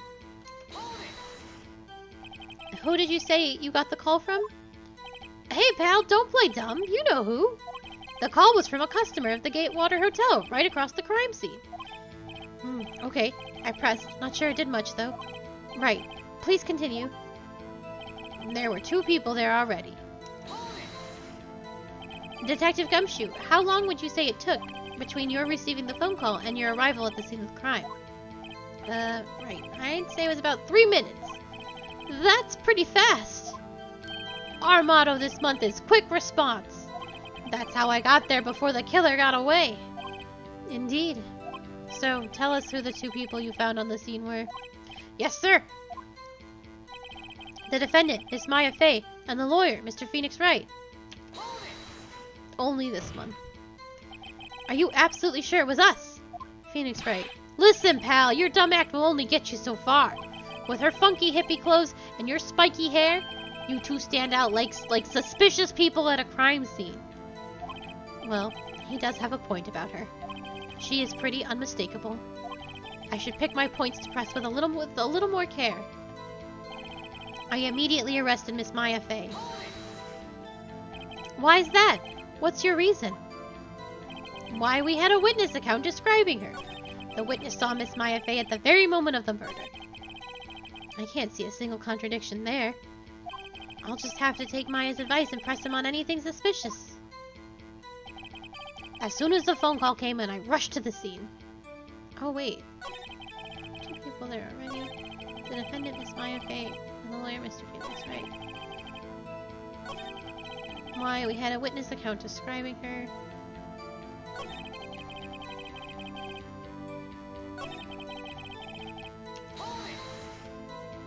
Hold on just 1 second. Yeah? If I heard correctly, you said you arrested her because you had hard evidence she did it, correct? Did I say that? Me? I heard you say it. You did say it. You said it. Exactly. What about the suspicious woman in Pink's claim was hard evidence? What? Miss May isn't suspicious, and she sure isn't Pink, pal. Well, I guess she is Pink. That's enough. Detective Gumshoe, do you have any more solid proof other than her claims, Detective? I guess pressing it can have its advantages. Yes! Sorry, I got the order of things mixed up in my testimony, Your Honor, sir.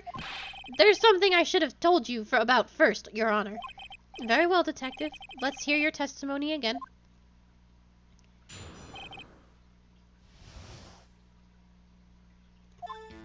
After securing the suspect, I examined the scene of the crime with my own eyes. I found a memo on the piece of paper next to the victim's body. On it, the word Maya was written clearly in blood. Lab test results showed that the blood was the victim's. Also, there was blood found on the victim's finger. Before she died, the victim wrote the killer's name. How you like that? That's my hard evidence. Before we begin cross-examination, I have a question for you, Detective.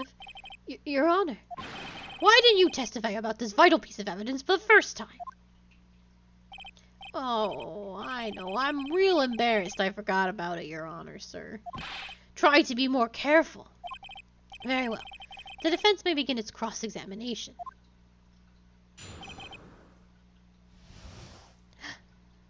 Whomst do you speak of? After securing the suspect, I examined the crime scene with my own eyes. And did you find any evidence?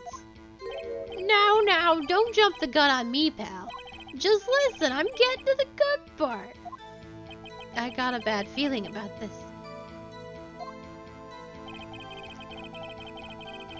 I found a memo written on a piece of paper next to the victim's body. Just because you found it next to the body doesn't mean the victim wrote it.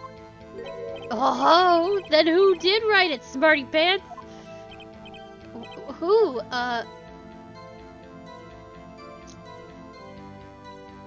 Killer. The killer, anyone can see that. Oh.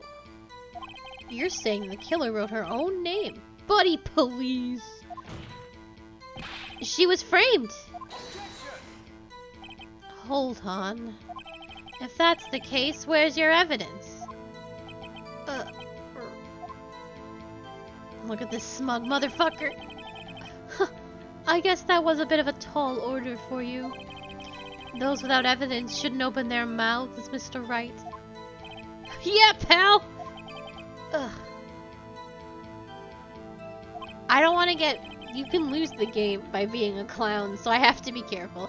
Well, Detective, tell us what was written on that memo you found. On it, the word, because I only have these many chances. On it the word Maya was written clearly in blood. Do you have proof it was Maya who wrote that? Of course I do, pal. Uh-oh, he sounded pretty confident. This might not be good. Lab test results show that the blood was the victim's. What kind of tests were these again? What kind? I mean, I hear they take the little bits in the blood, the hemoglobin, goblins, hermogoblin. I refuse to testify on this matter, pal. I'm no expert on blood tests. Yes, that was quite clear. You may continue with your testimony. Thanks, pal. I mean, your honor, sir. Detective Gumshoe. Yeah. I look forward to your next evaluation. As should you. Oh. That was a mess. Where was I? Also, there was blood found on the victim's finger. On which hand was the bloody finger, detective? The right hand! She was right-handed. Ah! Nice try! Uh-oh, I guess it wasn't hard to see what I was getting at there. Before she died, the victim wrote the killer's name. Detective Gumshoe, do you get a lot of cases where a victim actually writes the killer's name? Sure, it happens all the time in books and in the movies. This isn't a movie, detective. Oh. Let's talk about reality, shall we? Oh, I guess I haven't heard of many cases, no. Don't you find it a little odd that the victim would write down a name? Thank you. Especially with the name of her own sister. Thank you. I can feel it going. I have Pillar's attorney after this. Yeah, actually, you got a point, pal. Stop right there. The witness's opinion on the matter is irrelevant. The facts are clear. The victim wrote down the name of the accused. The victim told us the name of her killer. Order, order. That didn't go so well. That's right, what he said. That's his whole testimony. Okay, there has to be a contradiction in there somewhere. Let's find it. The contradiction is she died immediately. So I have to actually go probably all the way back and show off the Yeah, once Pillars of Eternity is over, we'll play Pillars of Eternity 2, which is all voice acted. I actually thought Darkest Dungeon would go on a little bit longer, so I could finish Pillars of Eternity, but such is life. Where's my autopsy? Time of the single moment for death was instantaneous. Present that shit! Detective Gumshoe! There's one thing I want you to clarify for me here. You say the victim, Maya Fey, wrote this note. That she was accusing the defendant, Maya Fey. That's really what you're saying. What? This isn't one of those lawyer tricks now, is it? Of course she wrote it. Who else could have? You have it backwards, detective. But backwards? The victim is the only person who absolutely could not have written it. This is a report from your department, detective. Immediate death due to a blow from a blunt object. She died immediately. Oh, but... No butting your way out of this one, detective. Order, order. The defense has a point. Someone who died immediately wouldn't have had time to write anything down. Uh-oh. Mr. Wright. I beg your pardon, but when exactly did you obtain that autopsy report? When? The day of the murder. I'm pretty sure it was the day of the murder. You're wrong there, pal! We didn't write an autopsy report till the day after. Oh, right. The prosecution's point being... Oh, it was the next day. I got things mixed up. The autopsy report is outdated, Your Honor. What? A second autopsy was performed yesterday at my request.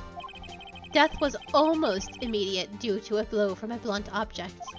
But there is a possibility the victim lived for several minutes after the blow. I received these results this morning. No way! Your Honor, it's quite easy to imagine that the victim did have time to write Maya. That is all. I see. Damn you, Edgeworth. I should have known you'd have something like that up your sleeve. Why, Mr. Wright, you look shocked. Something you want to say?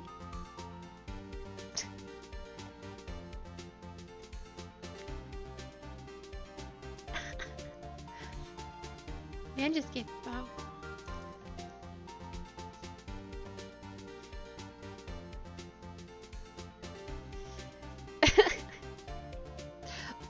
What should I pick, chat? I don't think this matters.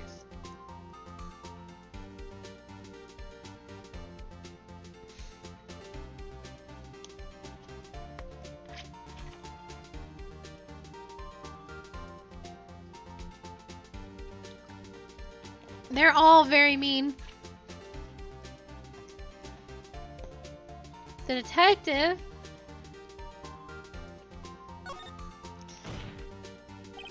Detective Gumshoe! You're a sham! How could you give me a faulty report?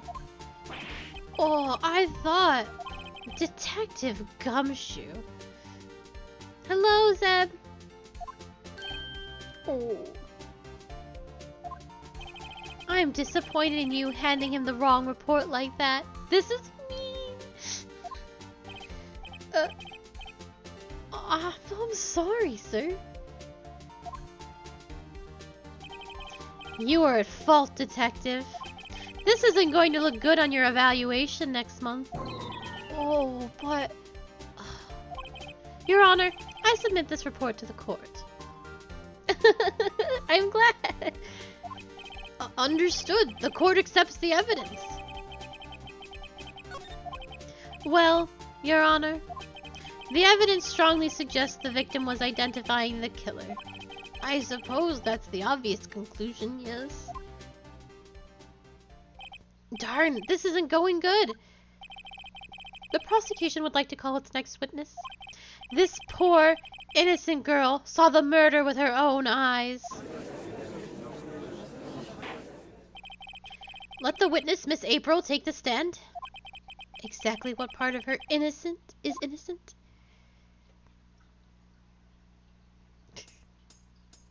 Like, yeah. Witness, your name, please. April May, at your service.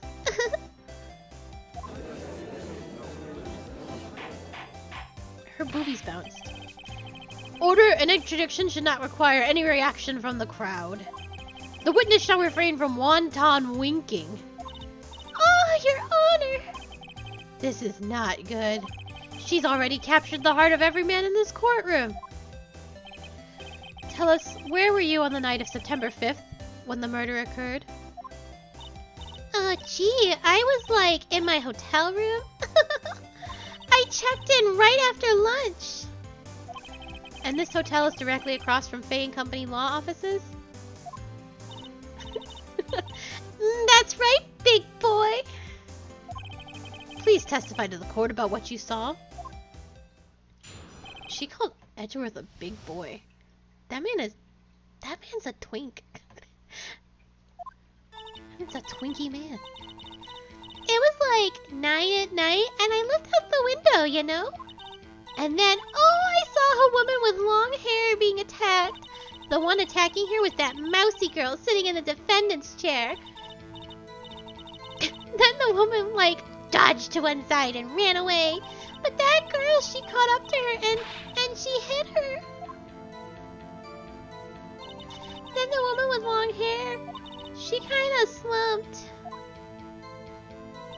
The end. That's all I saw. Every little bitsy witsy. I'm gonna say yeah when she winks. Like, yeah. Well, Your Honor, I see. It is a remarkably solid testimony. Much like this raging boner I have right now. I don't see a need to trouble the witness any... Wait, Your Honor! Yes, Mr. Wright. What about my cross-examination? Oh, I thought the witness's testimony was quite firm. I made a joke, a boner joke, but they really just keep leaning into it. I thought it was quite firm, didn't you? Mr. Wright, I understand you were Miss Maya, I don't fucking know. Miss Mia Fey's understudy, were you not?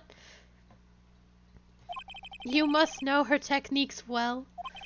Her cowardly way of finding tiny faults in perfectly good testimonies. You know, doing her job. Don't you find it abhorrent? Hey, how dare you? How dare you, sir? Well, Mr. Wright, will you cross-examine the witness? Yes, you fucking idiots. I will gladly proceed with the cross-examination, as is my God-given right as attorney of law. If only because I have a feeling that Edgeworth doesn't want me to. She has to have some weakness. Very well, you may begin your cross-examination.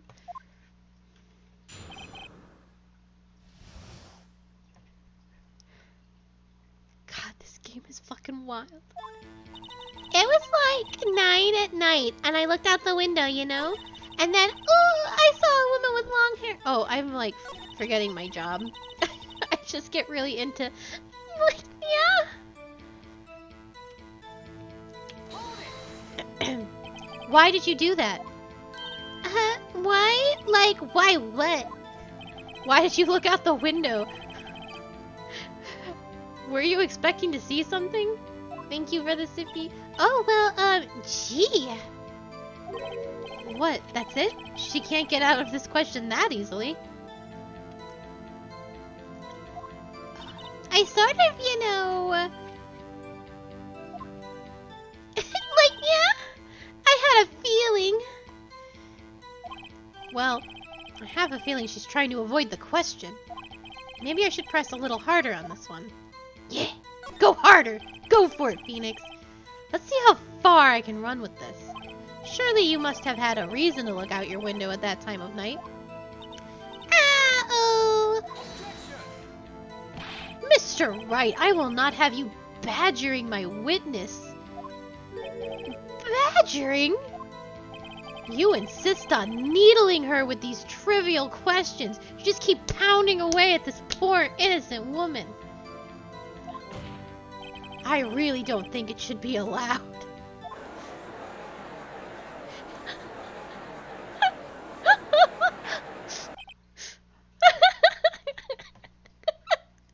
Order! Mr. Wright, you have been warned. Poor girl! What about poor me? You looked out the window, and what did you see next? And then, ooh, I saw a woman with long hair being attacked. The woman with long hair, that was Mia Fey. Mia Fey. It's hard. Slender, sort of. Well, some people might say pretty, if that's your thing. Your thing? And the person attacking her? The one attacking her was the mousy girl sitting in the defendant's chair. It's just everything. How do you know she was the defendant? Well, you know, she had a girlish physique. Women know these things. Look, I just know, okay? There was only one person at the scene of the crime with a short, girlish figure. The testimony is bulletproof, Your Honor. He's right. I question the testimony. Hold on a minute. That testimony stinks. Miss May, I'm willing to bet that you saw nothing. Did you really see the defendant at all?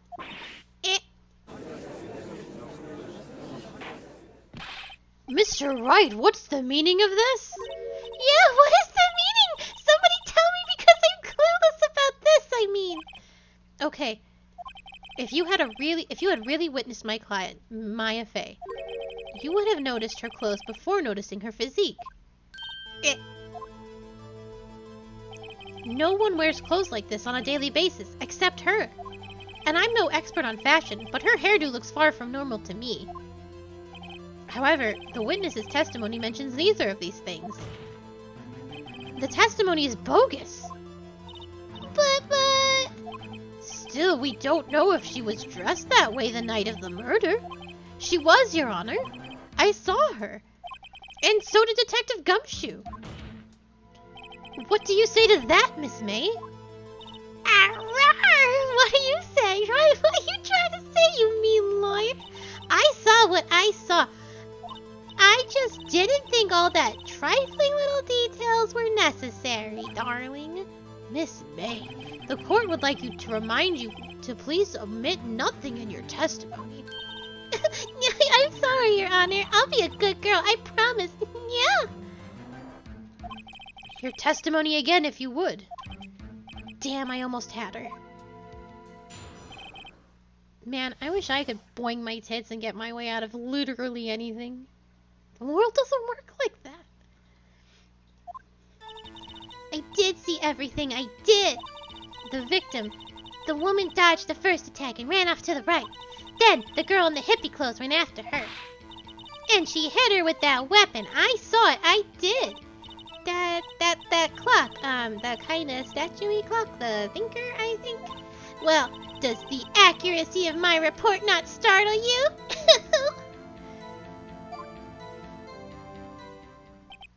I see. I only wish you had been so detailed from the beginning. Please begin the cross-examination.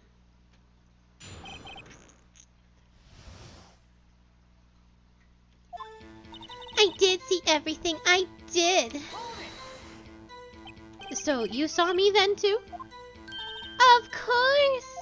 I'd remember that spiky hair anywhere. Spiky? You cannot deny it's spiky, Phoenix Wright. The witness will refrain from personal attacks on the defense attorney. Oh, was I a bad girl? I'm sorry. Very well. Continue. The victim, the woman, dodged the first attack and ran off to the right. Is that right? As in your right as you look from the hotel? Which hand do I hold my knife in again? Right! It was my right hand, right? Satisfied, Mr. Wright? Please continue. Then the girl in the hippie clothes ran after her. Oops.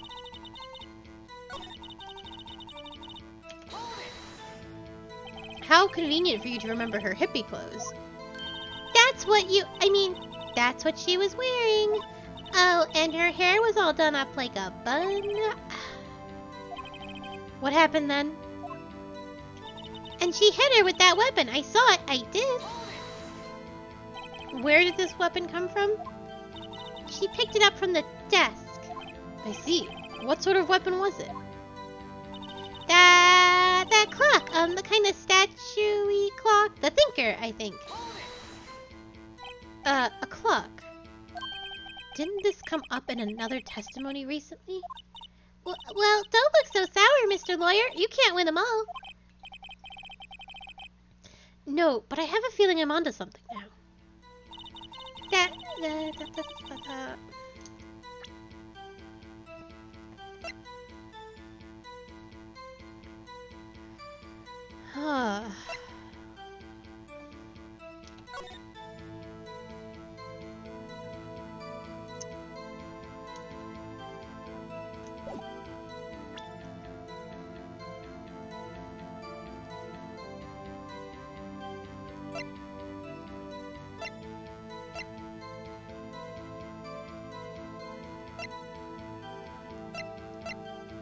I don't know. I don't know if I have anything.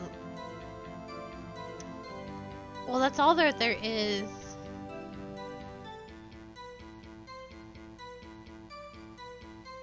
The question is, how did she know it was a clock? without being told it is. And I don't think showing the statue is proof.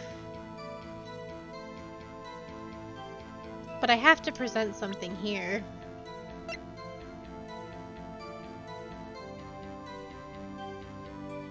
I think it's too soon for the wiretap. Because, like, the wiretap doesn't have anything to do with this particular... The wiretap will come up, but it doesn't have anything to do with... The one thing I remember from this game is it's really easy to jump ahead, but you can't jump ahead with the evidence. This is about how she knew that the statue... We have to, like, slowly get there. Yeah, that's what I was thinking, but you can see the desk. Oh, shit. No, I'm sorry. Fuck. I wanted to hit enter. Yeah, I know. I'm stupid. It's fine. What I meant to hit was enter. So you can see the desk from the window. So she could have seen it get picked up, but there's no way for her to know it's a clock.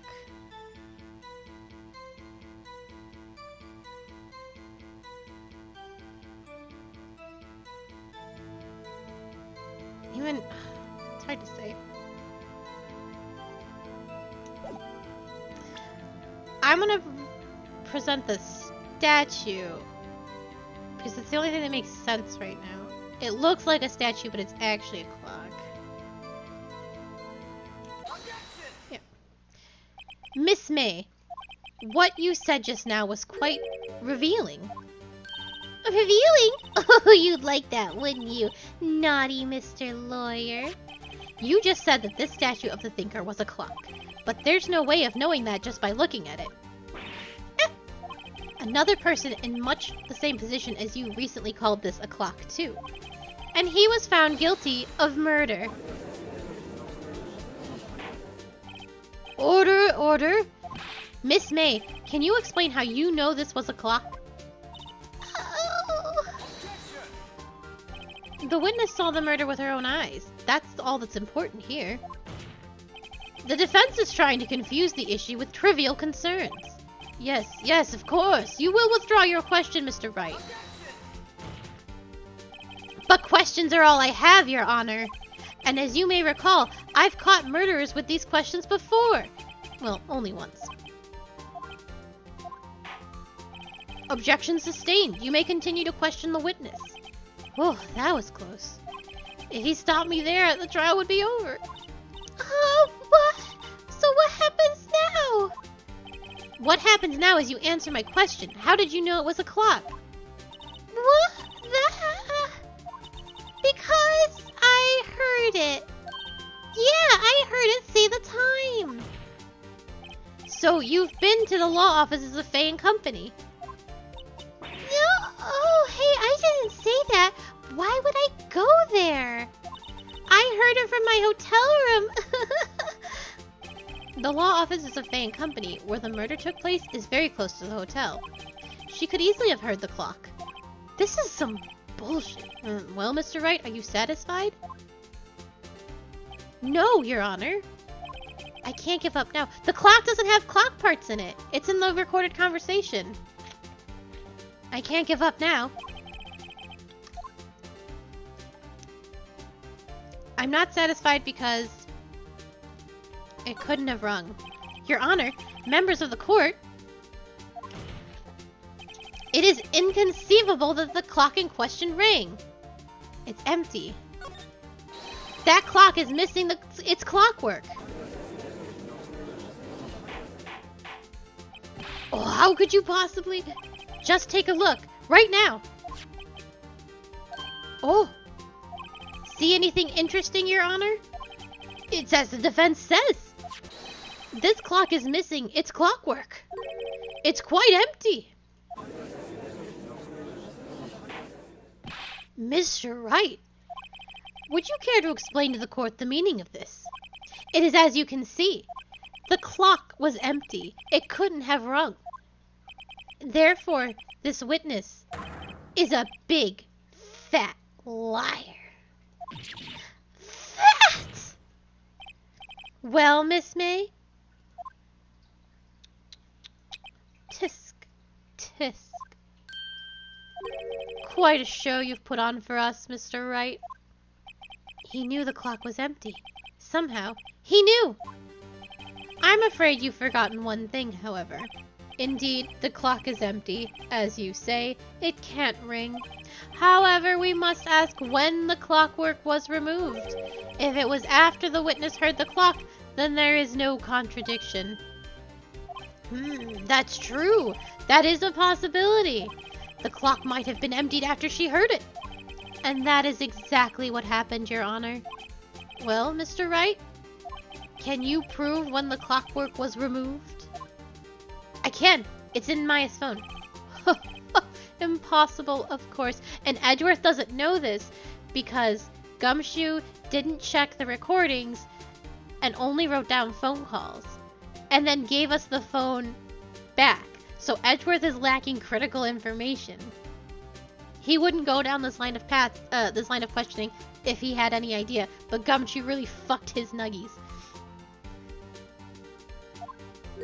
I have proof. What? Wasn't it you who told me proof is everything? Well, I was listening. And now I'll show you the proof you like so much. The evidence that proves when the clockwork was removed is...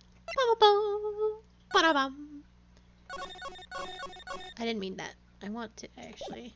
This is very anticlimactic. There we go. No, stop it. The buttons are hard. They're all over the place. Take a look at this. That's a very cute cell phone. Oh, you have a girly phone. Wait. This isn't my phone. Listen. This is the defendant's cell phone, and it contains a recording. A recording of a conversation she had with the victim on the day of the murder. Order. The defendant's cell phone? This wasn't brought to my attention. Perhaps Detective Gumshoe overlooked it. The good detective better remember he's up for evaluation soon. I gotta say, I'm starting to feel bad for the big fella. Let's hear the conversation. So you just want me to hold on to the thinker for you then? If you could. I should probably tell you, the clock isn't talking right now. Huh? It's not working? That's lame! I had to take the clockwork out. Sorry. September 5th, 9:27 a.m. Your Honor, I think this makes it clear the clockwork was already gone by the time this was recorded. Which was well before the witness even arrived at her hotel. Well, Miss May, would you care to explain this to the court? Just how did you know that the weapon was a clock? Well, isn't it obvious? I saw that clock before. What store was that again? I go to so many. Yeah, I forgot. So the witness had seen it before. That would make sense. Does the defense have any objections, Mr. Wright? Yes. The witness claims she has seen it before, but that this directly contradicts a piece of evidence already submitted to this court. Well then, let's see it. Please produce this evidence that will prove the witness has not seen this clock before. Goodness gracious. It's simple. This clock was never in any store ever. What? A friend of mine made that clock. Only 2 exist in the world. And the one that isn't here is in police custody. Impossible! Everything is sold in stores! Miss May, I think it's high time you went shopping for a better excuse. Ba-bam! Oh, excuse is not on sale today? Oh.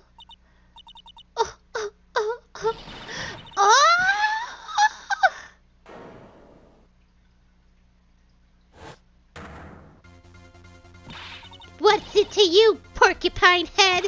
That stupid clock doesn't matter, okay? She did it, and she should die for it. Die!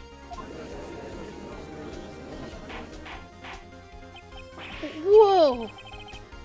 Let's not get ahead of ourselves. This is a court of law, and the witness will remain calm.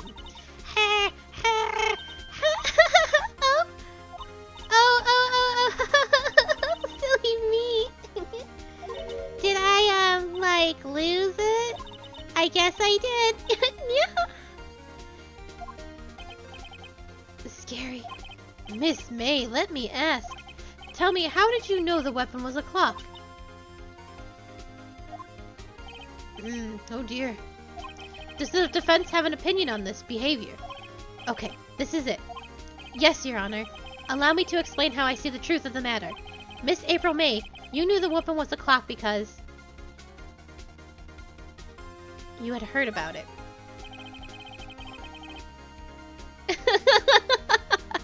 The witness had never held the clock in her hand. However, she had heard it. She had heard that it was a clock. She heard? That is correct, Your Honor. There is no other way she could have known the thinker was a clock. And I can show you the proof. Well, this is interesting. Let's see it then. Show me evidence proving the witness had heard the murder weapon was a clock. Have a look at this. Oh, that. I found this in Miss May's room. You know, I stole it. Like a criminal, but don't worry about that. Mr. Wright, please explain to the court what this is. Miss April May, you were tapping the victim, Miss Mia Fay's phone, were you not?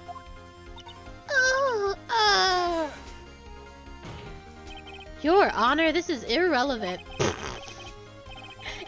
not entirely sure that it is. Objection overruled, you absolute twat. It troubles me that our witness was in a possession of a wiretap. This is outrageous. Does the defense truly claim that the witness was tapping her phone?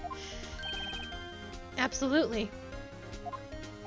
Even if that was the case, which it's not, you still have to prove one thing. Did the victim ever say that the weapon was a clock on the phone? Can you prove that? I think not. Oh yeah? I think I can. It's simple. What? Here's my proof. The proof that the victim said on the phone that the weapon was a clock is... Isn't it in the phone?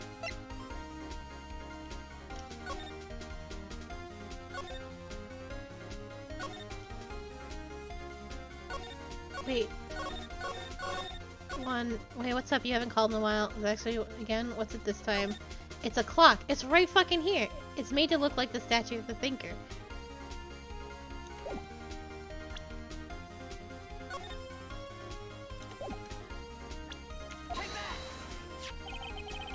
I present the defendant's cell phone. Yes, we've seen that. Listen once more to the conversation between the defendant and the victim. Mia, what's up? You haven't called in a while. Well, actually, there's something I want you to hold on to for me. Again? What's it this time? It's a clock. It's made to look like the statue, the thinker, and it tells you the time. We could have avoided this whole fucking thing if you had just played the entire message. Miss April May, you used a wiretap to listen to this conversation. That's how you knew the thinker was a clock. I will take that sippy too.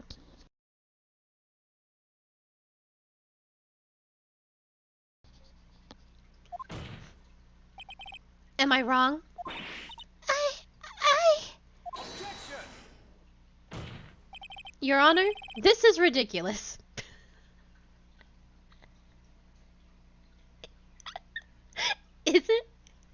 Is it ridiculous?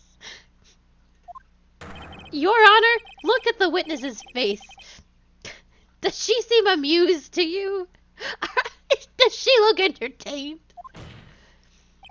The defense demands an answer. Witness, answer the question. Did you tap her phone? Miss May. Shut up, all of you! What gives you the right to talk to me like that? You lawyer.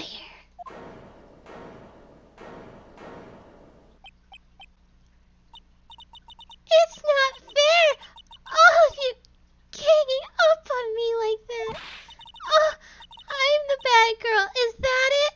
Is that it?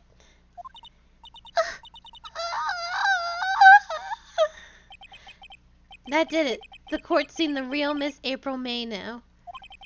Now to deal the final blow. You did it, didn't you?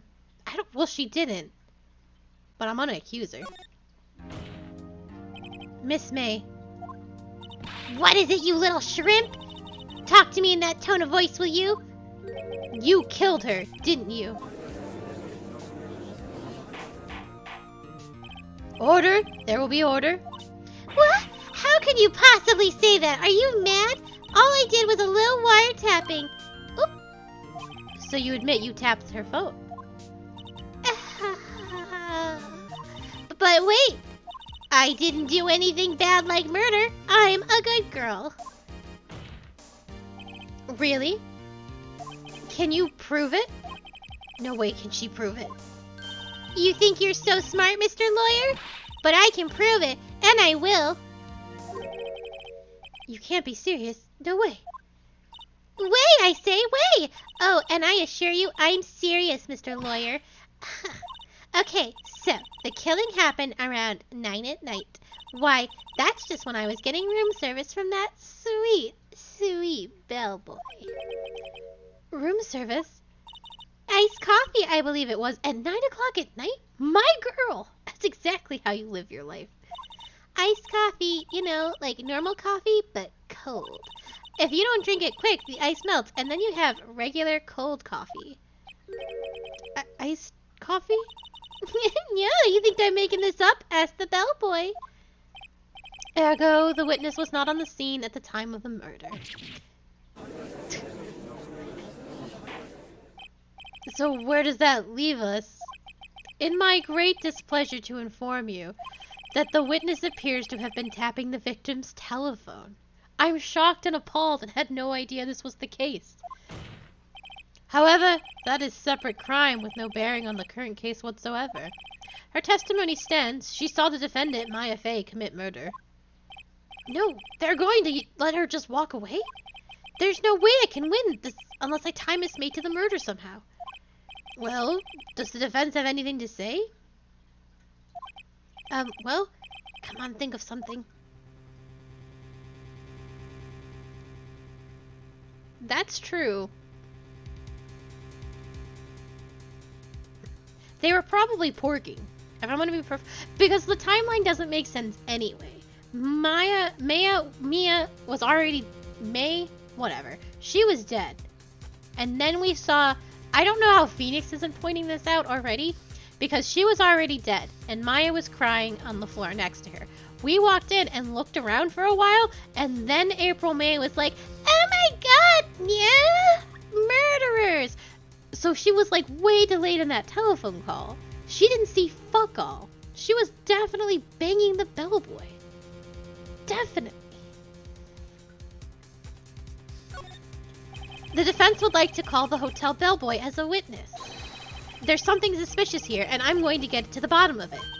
I think you've sunken quite low enough already. I object to calling the bellboy. I don't care what you want, Edgeworth. Why? What's your reason? Because I hold that the wiretapping had nothing to do with the killing. However, if you agree to one condition, I'll consent to calling this witness. Condition? If Miss April May's alibi is not called into question after you examine the bellboy, then you will recognize that Miss April May was not the killer, thus she is innocent. And thereby you must also accept the verdict of guilty for Miss Maya Fey. That is my condition. What? I'd better find something suspicious in that bellboy's testimony. Otherwise, Maya will be declared guilty on the spot. What should I do? Well, she didn't do it, and we know that. Alright, I've got nothing to lose, except for, well, everything. Understood, I accept your condition. Fool. You fell right into my trap. Oh, hell yeah, we're playing Yu-Gi-Oh now. Uh-oh. Wait. Very well. The court calls the hotel bellboy to the stand. Well, we know she didn't do it.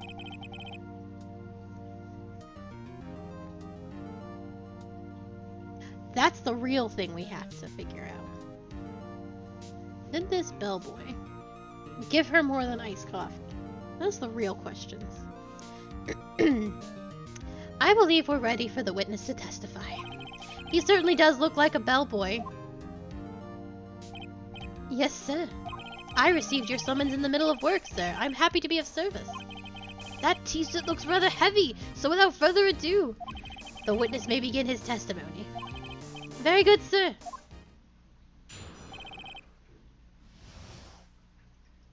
Look at this fancy lad. I am the head bellboy at the fine Gatewater Hotel in business for 4 generations. I believe I received a call after 8 in the evening from our guest, Miss May. She asked for an iced coffee to be brought to her at 9 on the dot, sir. Look at this scene. Look at this man. I brought it to her at precisely the requested time, of course. And I delivered the iced coffee to our guest, Miss May herself. I see. The defense may begin its cross-examination. Right. I'm ready, I hope. This is it. If I can't prove Miss May was involved with the murder now, Maya will be finished.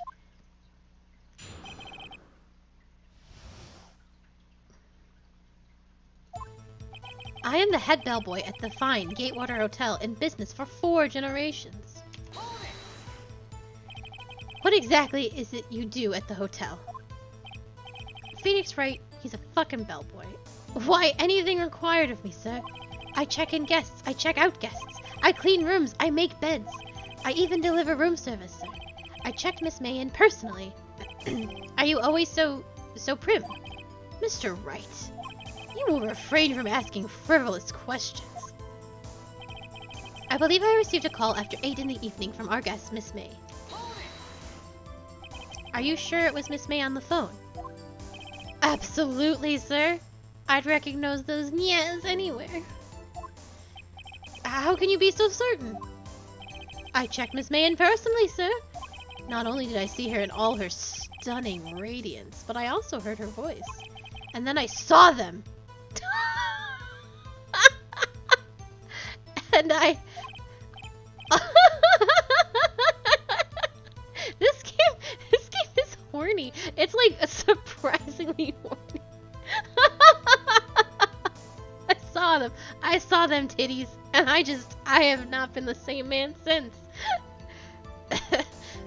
The point being, I remembered her quite well, sir. Yes, what then? She asked for an iced coffee to be brought to her at 9 on the dot, sir. 9 on the dot, you say? Yes, I confirmed that detail several times. She was watching a program on the TV and wished to drink after she finished, sir.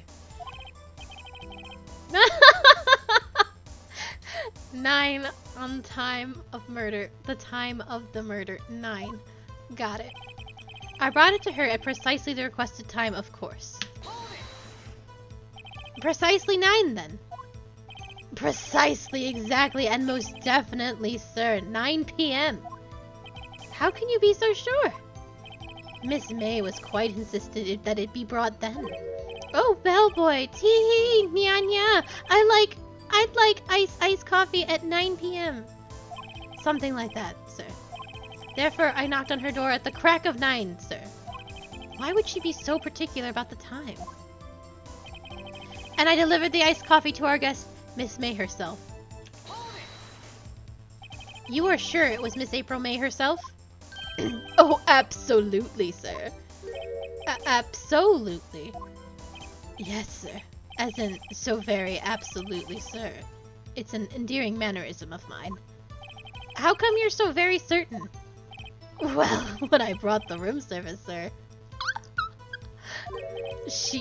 The guest, sir, favored me with an embracer, sir.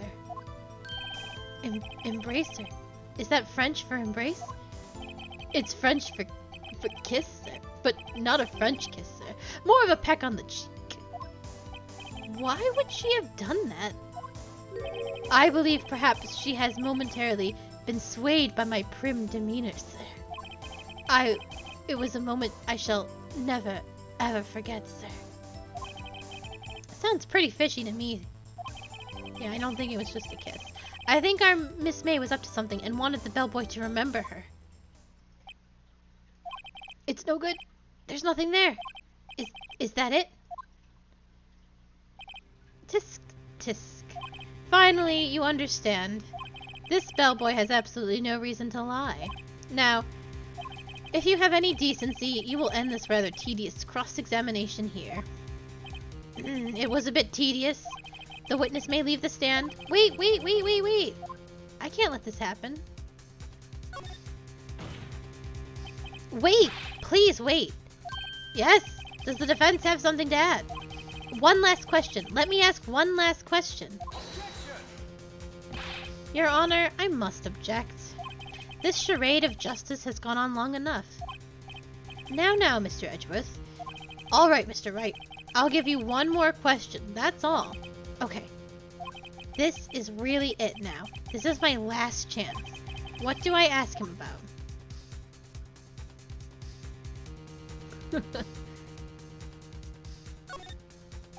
Tell me again about room service. Again, sir? At exactly 9, I delivered room service to Miss May in room 303. The guest had requested iced coffee. $18 was the charge, as I recall. I see. $18? Doesn't that seem a bit expensive? Yes. Well, iced coffee for 2, you know? And we don't skimp on the ice, sir. Oh my god. It was an orgy. What did he say? What did you say? Rather, quite. Bellboy, tell us the truth now. Was someone else staying in Miss May's room? I object? That was objectionable?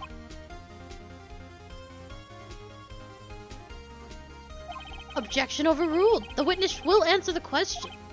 Oh, yes, I see. Why did you not mention this in your testimony? Well, sir, you didn't ask. Nice try. That's the sort of thing you're normally supposed to mention. Ah, yes, quite indeed. Yes, It was the, good barrister there, Mr. Edgeworth, who... Oh, Edgy. He asked me not to mention if I wasn't specifically asked, sir. Oh, woof. You fool. I've done it. I've won. Miss April May checked into a twin room with a man. A man! A man she wasn't married to. Unthinkable and unspeakable. Correct? Yes, sir. Then when you brought the room service, you didn't see that man in the room. That's right, sir. Your Honor, we have just learned of another person involved who may have been the murderer. In light of this new fact, I hold that it's impossible to judge the defendant. Wouldn't you agree, Mr. Edgeworth? And who, Mr. Wright, is this other person? Simple. It was the man with Miss May. The man who checked in with Miss May. Ugh. Your Honor, as has been previously revealed, Miss April May was tapping the victim's phone. Yet Miss May herself has an alibi at the time of the murder. However, that does not clear the man that was with her. The bellboy saw no one else in the room at the time of the murder. My, what a convenient little setup, but it's too late. You're too late, Phoenix. Too late. I suppose you'd like it if it was too late, wouldn't you? After all, it was you who had the presence of this other man from the court! Oh, upstart, amateur! These accusations are ludicrous. Enough. The court acknowledges the defense's argument. I expect the prosecution and defense look into this matter fully. Am I understood? Yes. Yes, Your Honor. That is all for the day, for the trial of Miss Maya Fey. Court is adjourned.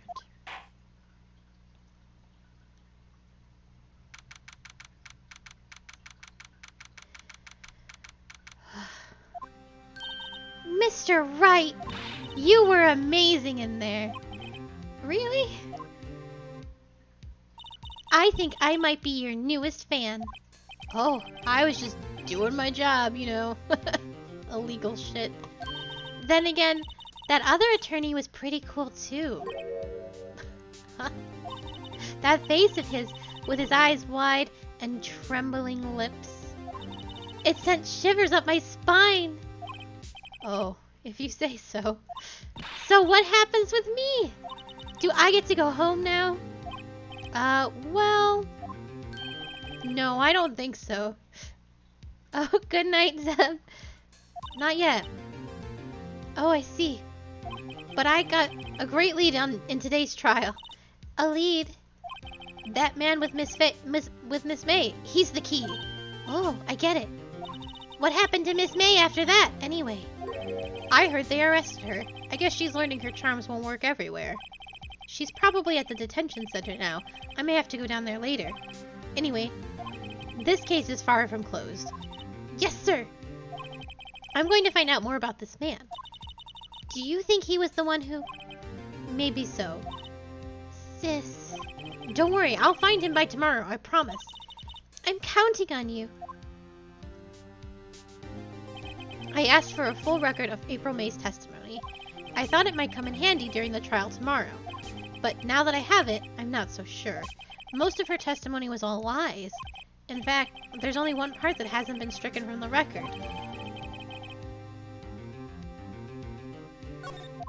I don't know how much good this will do me at all now. Anyway, time to hit the pavement and do some investigating. Maya doesn't belong in that detention center, and it's up to me to set her free.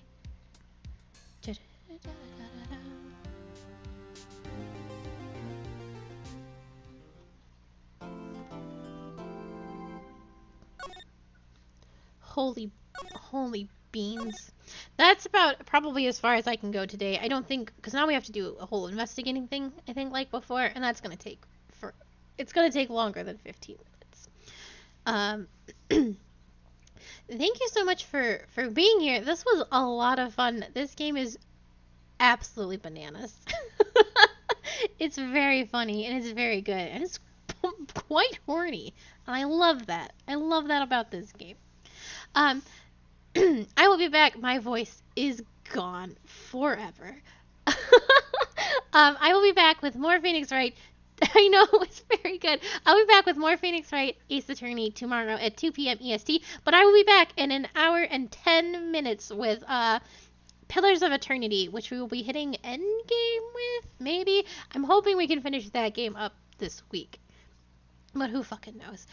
Thank you so very, very much for being here. If you're looking for more of me, you can find my Discord, my Twitter, and my YouTube all linked in my About page, along with everyone who has helped make this stream possible. Oh, I hope you all have a lovely afternoon, and I hope to see you soon. Goodbye!